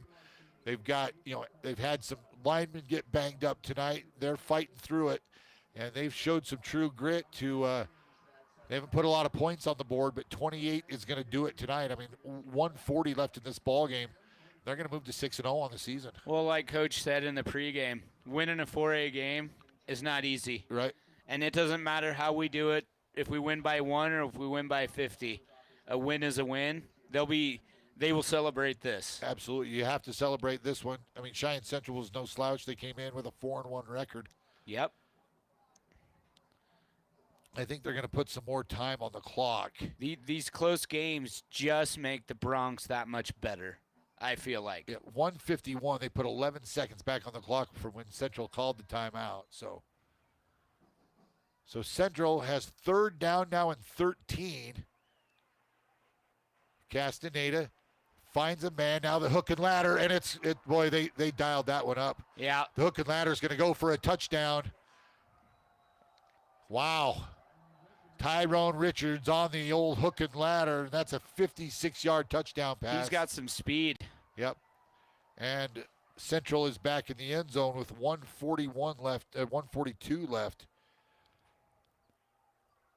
So the old hook and ladder. Work to perfection this time. 56 yards to the end zone for Tyrone Richards. And Peterson was on for the extra point. Snap's good, the hold is good, and the kick is off the crossbar, hit the crossbar bar twice, and then went over. Yep. For a 28-14 lead for the Sheridan Broncs. So with 1:42 remaining here in the ballgame, it's Sheridan 28, Cheyenne Central 14. We'll take timeout. You're listening to Bronc Football on 1410 KWYO and 106.9 FM. Hi, this is Austin with Mystic Tree Farm. Fall is the perfect time to plant trees. Cottonwoods, aspens, crab apples, and more, all in stock. At Mystic Tree Farm, we're already prepping for fall planting. So come pick your trees and schedule early. Remember, if we plant it, we guarantee it for a full year. Mystic Tree Farm, just north of town at 114 Decker Road. This is Terry Winnup with Sheridan Physical Therapy, and you're listening to Sheridan Media Sports. Welcome back to Homer Scott Field. Will Ryan, the old hook and ladder worked to perfection for Cheyenne Central there. I mean, as soon as you saw the outside receiver catch that, he turned and Richards was right there for the pitch and he took it the distance. So the Broncs lead by 14, and I'm sure we'll see an onside kick here. The hands team is out on the field for the Broncs. Yep. I mean, 1:42 remaining here in the ballgame. The Broncs leading by 14. And Peterson has it teed up, and he's going to try to onside kick this thing. And it does bounce, and it is picked up there by Noah Newman, and he races down the sideline. He'll be out of bounds at about the 35-yard line. So the Broncs are going to have good field position. Boy, that was pretty dangerous, actually. Yeah. Central was right there. Newman picked that ball up off the bounce and just and he had to because that ball hadn't quite gotten to 10 yards yet where Central could have recovered it. But it's better to just grab that and either just fall on it or try to get a return, and he did a great job. So the Broncs will take over at the Central 35-yard line. Central does have one timeout remaining, so the Broncs just can't go into victory formation yet. Adams is going to call for the ball, give it to Rager. Oh, actually, that's Crow. Crow across the 30 down to about the 28-yard line. And it doesn't look like Central's going to use their timeout as well. And as we click the clock down to about 1:20 now remaining here in the ball game.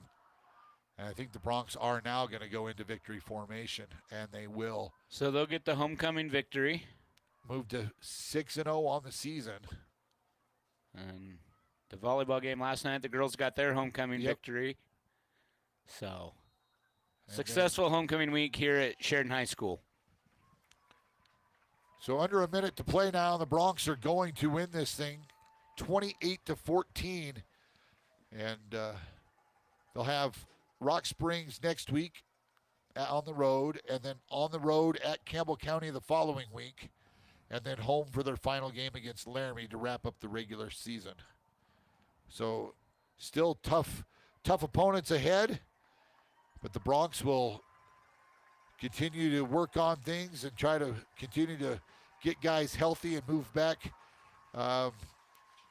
Just keep moving things forward here. We'll hear from Jeff Mowry in the post-game show. But the Broncs win this thing. It's over 28-14. The Broncs win. Handshakes at midfield. And we will take a timeout. When we come back, we will have the First Federal Bank and Trust post-game show. You're listening to Bronc Football on 1410 KWYO and 106.9 FM. Is Wyoming Corporate Office your one-stop shop for everything you need for your Wyoming-based business, LLC, or corporation formulation? Yes. Service of process and mail forwarding services? Indeed. Fulfill the legal requirements for small businesses based in Wyoming? Absolutely. Wyoming Corporate Office provides the communication between your business and the state, so you don't have to. Learn more by visiting WyomingCorporateOffice.com today. Hey Colton, now that the fall season is here, it reminds me of how many things there are to keep track of during the school year. No kidding. There's the backpacks, pencils, notebooks, but there's also the cleats, gym shoes, band instruments, not to mention everything parents are accounting for on top of it. Hi, this is Jill Bates with the Bates team at Best, and we know how much work it is, even just remembering everything you need for the next day. And this is Colton Bates. It's why we work hard to make the real estate process as seamless as possible so you can make the move you want and keep your life moving. Whether buying or selling, let us help make it the best experience for you. Give us a call at 675-BEST and visit bestwy.net today. Range is giving thanks to local businesses that make living here the best. This year, we thank the Sheridan County YMCA, the Hub on Smith, Teriyaki Madness, Java Moon, and the Sheridan Seed Company for all they do. Range is donating to organizations chosen by these businesses to help spread joy and thanks this season. Live your West life. That's the motivation for everything we do at Range. Learn more at range.net/gives-thanks.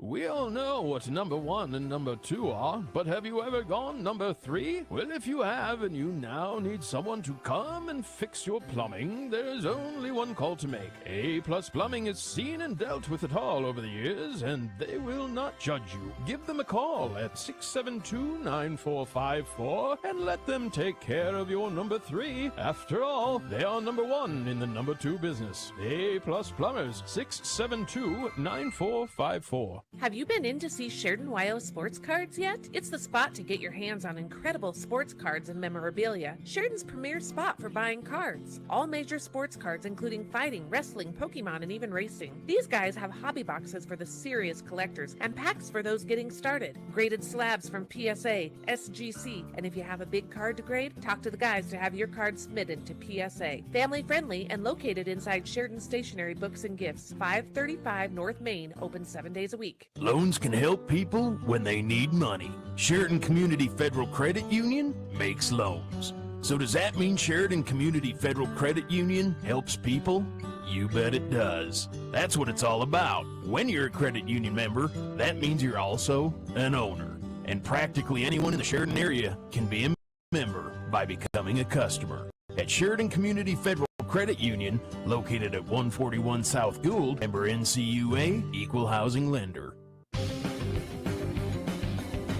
Sign up now for 4th and 5th grade basketball from the Sheridan Rec District. This program introduces the game of basketball, focusing on fundamentals, teamwork, and sportsmanship. Team rosters are built by the school your kids attend as much as possible. All youth are encouraged to participate in this fun program. Sign up online now at SheridanRecreation.com or just swing by the Rec District office at Thorn Rider Park or call 674-6421. Ready to try something new this season? Sheridan College's community interest classes are here to spark your curiosity and fuel your passions. In Sheridan, explore courses like Fly Tying, Plains Indian Art History, Intro to Meat Fabrication, and Intro to Trading and Investing. In Johnson County, enjoy beginning yoga, golf for beginners, and watercolor. Fun, flexible, and designed for you. Classes start soon, so don't wait. Visit sheridan.edu/community or call 307-675-0115 to sign up. That's sheridan.edu/community or 675-0115. This is Dr. Michelle Meehan, and you're listening to Sheridan Media Sports. Welcome back to Sheridan High School, where the Broncs win their 49th consecutive game and tie the state's longest home winning streak at 31 games in a row here at home at Homer Scott Field. And they win this thing 28-14, right? It wasn't always pretty, but the Broncs overcame a lot of injuries and a lot of different things, and got the job done tonight. And, give credit to Cheyenne Central. They played hard. They're going to be a really good football team. Yeah, I mentioned that some of their key players are underclassmen. Yeah. And so, they're good this year, but they'll be something to be messed with, and we could see them again. Well, their quarterbacks both quarterbacks are both juniors. You got the big running back that's a sophomore. Two of the running backs are sophomores and juniors. Yeah, so the one receiver out there is a sophomore. So, yeah, they have some nice young kids getting the job done for them. But the Broncs get this thing done 28-14 and 49 consecutive wins. And they just keep rolling along here in the 4A, move to 6-0 on the season. And we'll have a game at Rock Springs next Friday. Well, Ryan, let's take a look at how the scoring went tonight. In that first quarter, Keegan Rager got things started for the Bronx on a 27-yard touchdown run.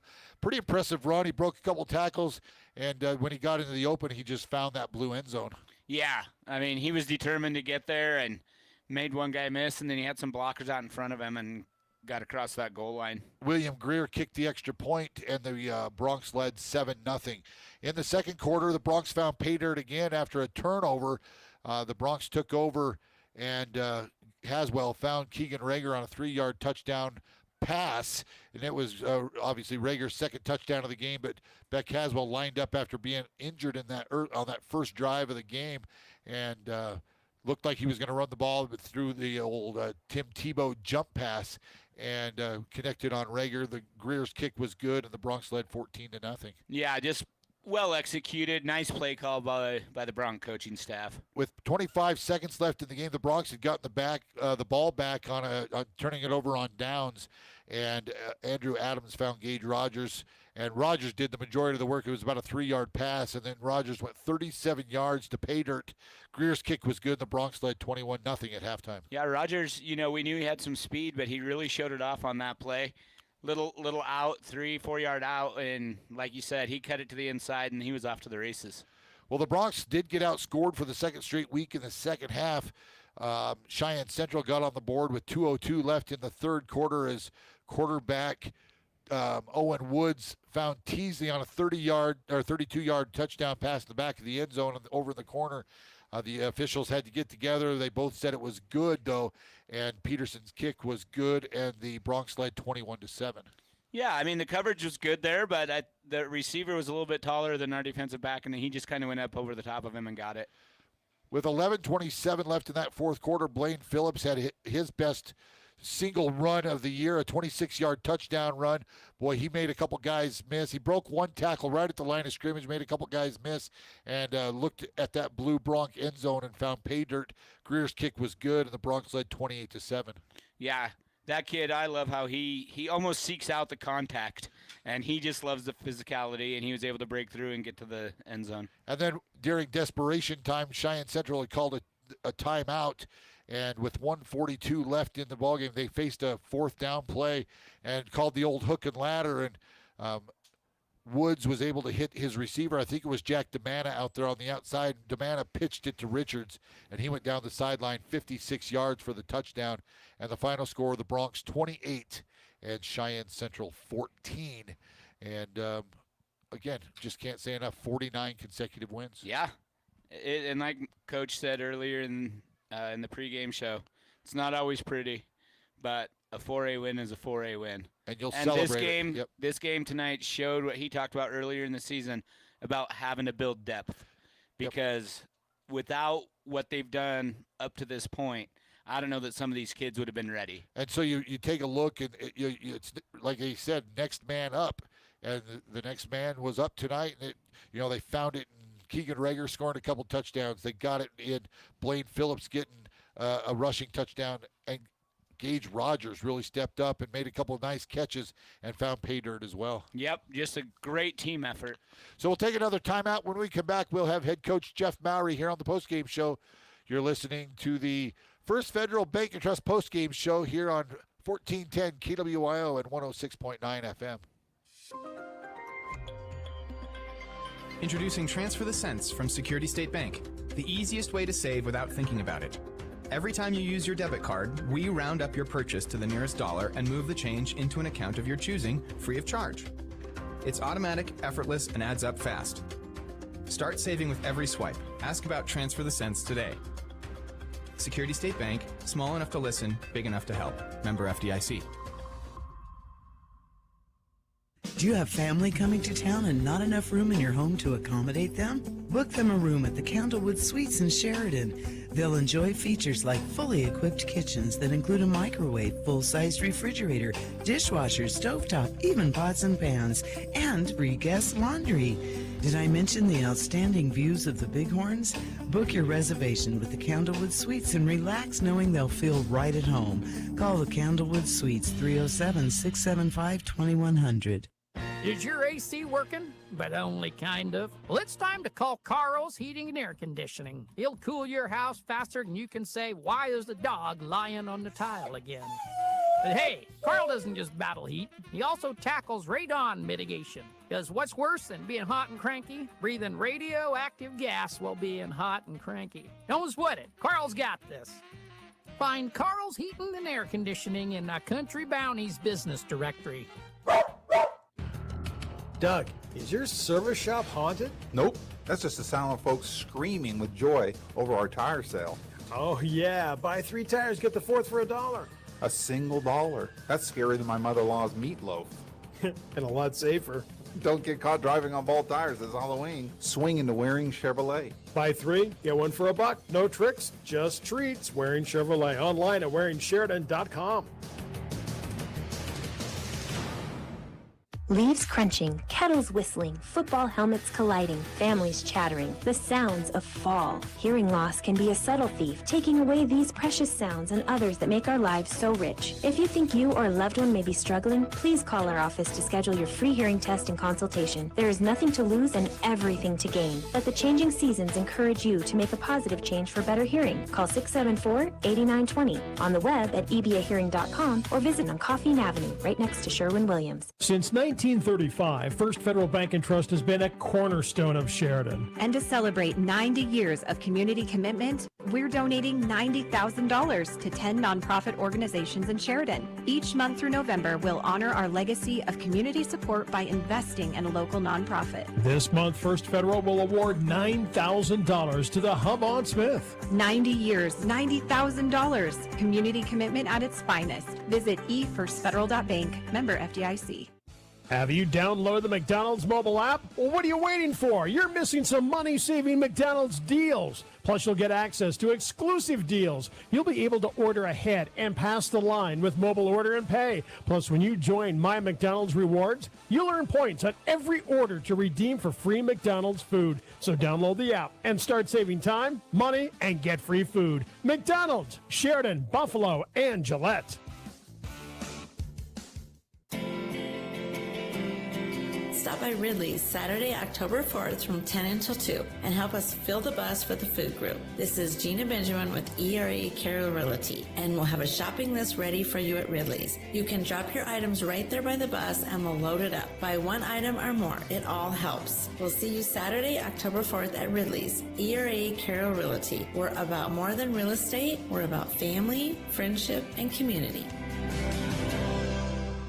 Hi, this is DJ Dearcorn of First Federal Bank and Trust, and you are listening to Sheridan Media Sports. Welcome back to Sheridan High School on the First Federal Bank and Trust postgame show. Still waiting for Coach Mowry to make his way to the press box. He's downstairs talking with Wyoming's head coach, Jay Sawvell. They're down there on the turf having a conversation. So we'll give him another little bit of a minute to get up here and join us on the postgame show.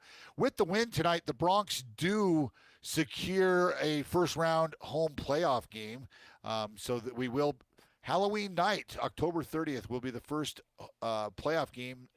The 31st will be the first playoff game of the season, or the year, and so it'll be Halloween night, and Sheridan will be hosting a first-round game. They have locked that up with their 6th win of the year, so that is another good thing. The Broncs do win this thing again tonight, 28-14.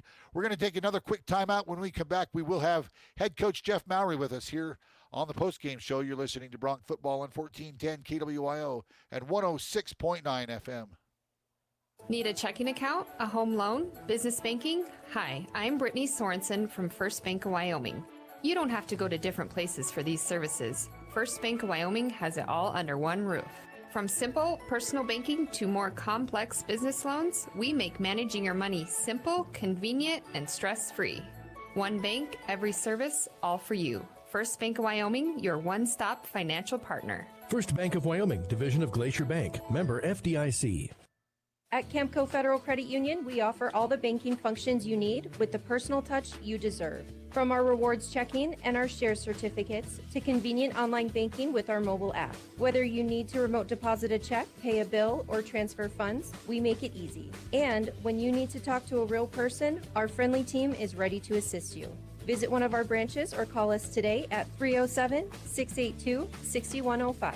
Camco Federal Credit Union, member NCUA, and equal housing lender. Need screen printed and embroidered items? Well, whatever you need, Kilpatrick Creations is the go-to local company for these types of items. If it's screen printed or stitched, we are the ones to help you. Give us a call first. We're here to help you and want to help you with your imprinted garment or accessory needs. We've been in the business and serving Sheridan County for over 20 years. We have the experience, talent, and selection of goods that allows us to help you promote your business, club, or event in the best, most affordable way possible. Come see Kilpatrick Creations for all your screen printed or embroidered needs.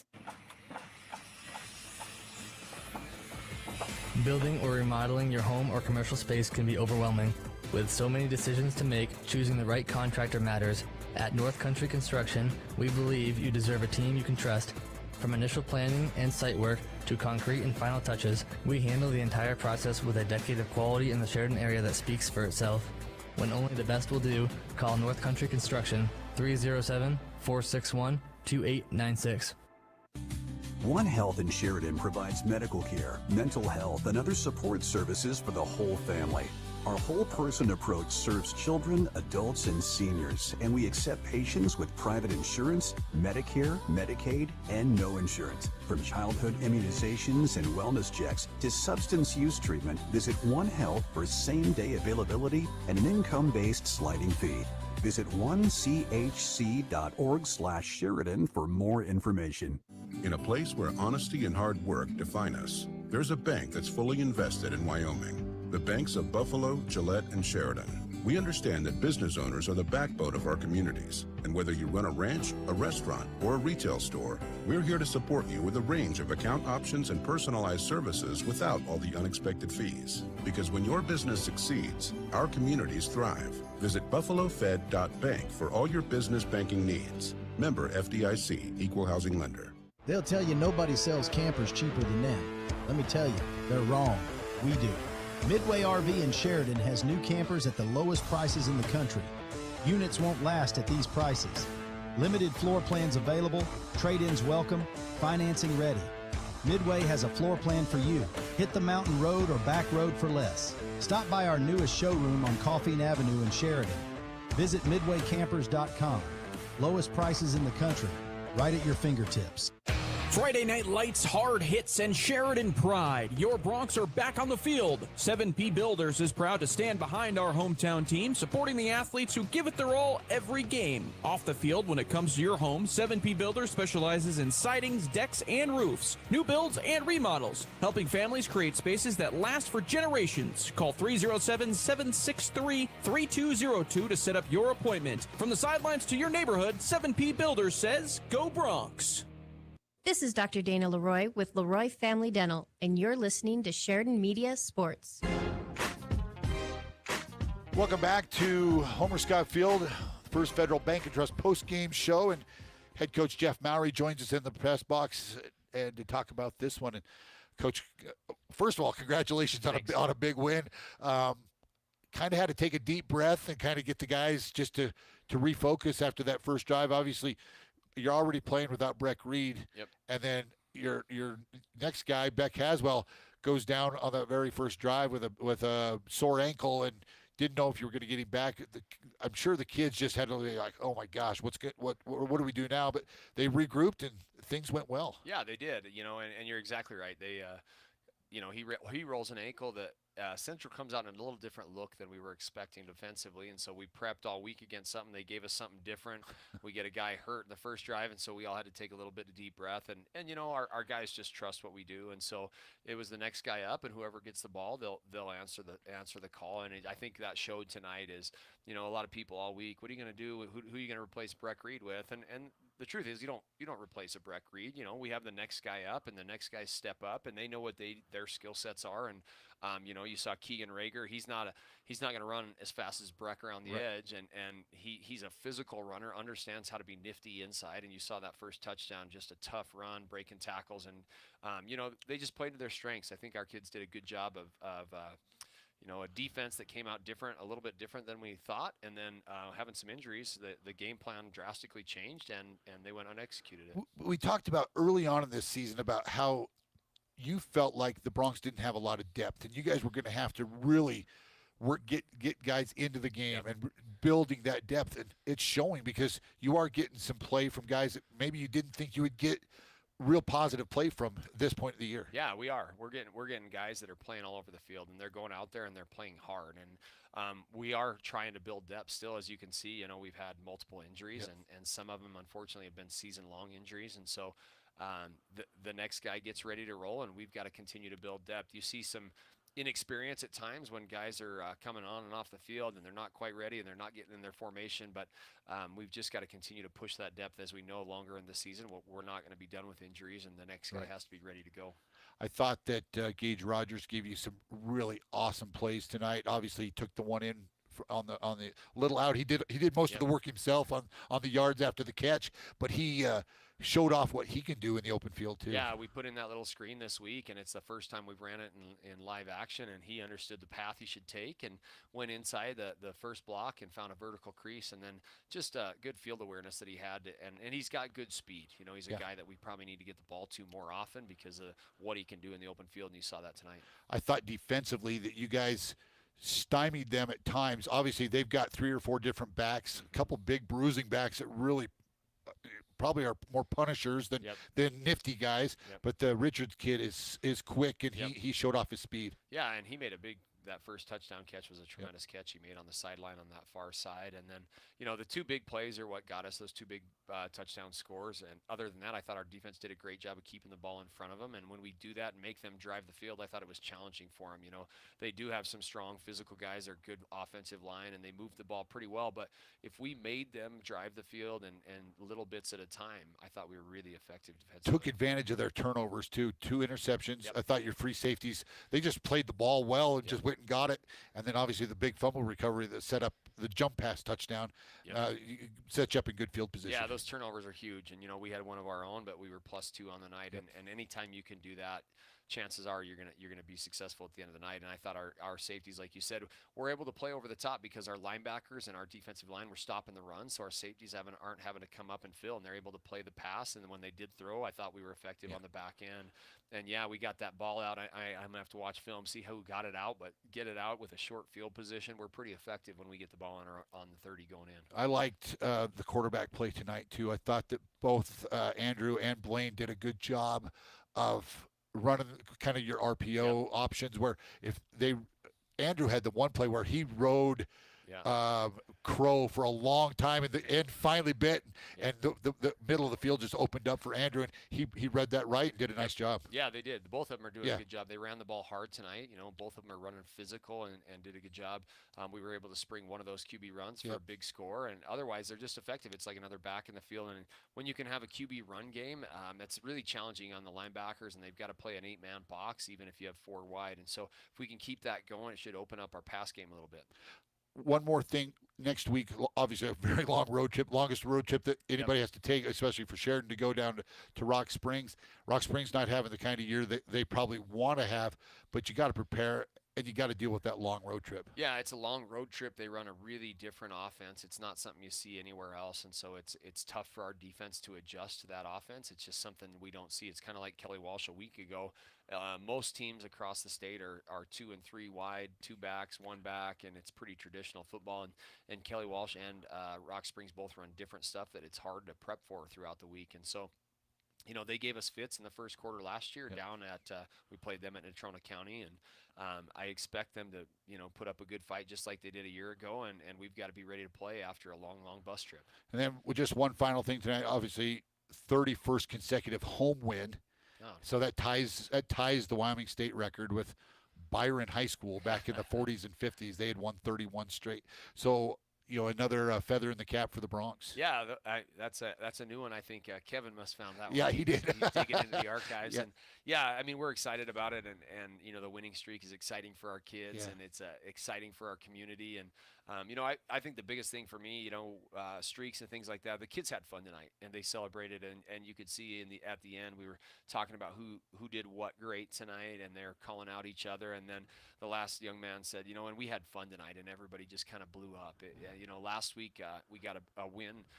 In fact, we won by more last week than when we did this week, and guys were kind of hanging their head. And this game tonight, kids were happy, they were having fun, and that's what football's about. Well, if I read the things correctly, I think tonight was your 80th win as the head coach of the Bronx in less than 8 seasons, full season. So hopefully we can keep it going. Congratulations to you Thank as you. well. That's huge. So another great job, and we'll do it again next week. That sounds good. You got a long road trip yourself. It'll be good though.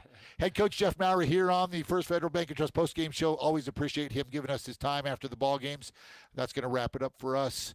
For the entire crew bringing you the live stream, I'm Shane Parker. You've been listening to 1410 KWYO and 106.9. Have a great evening.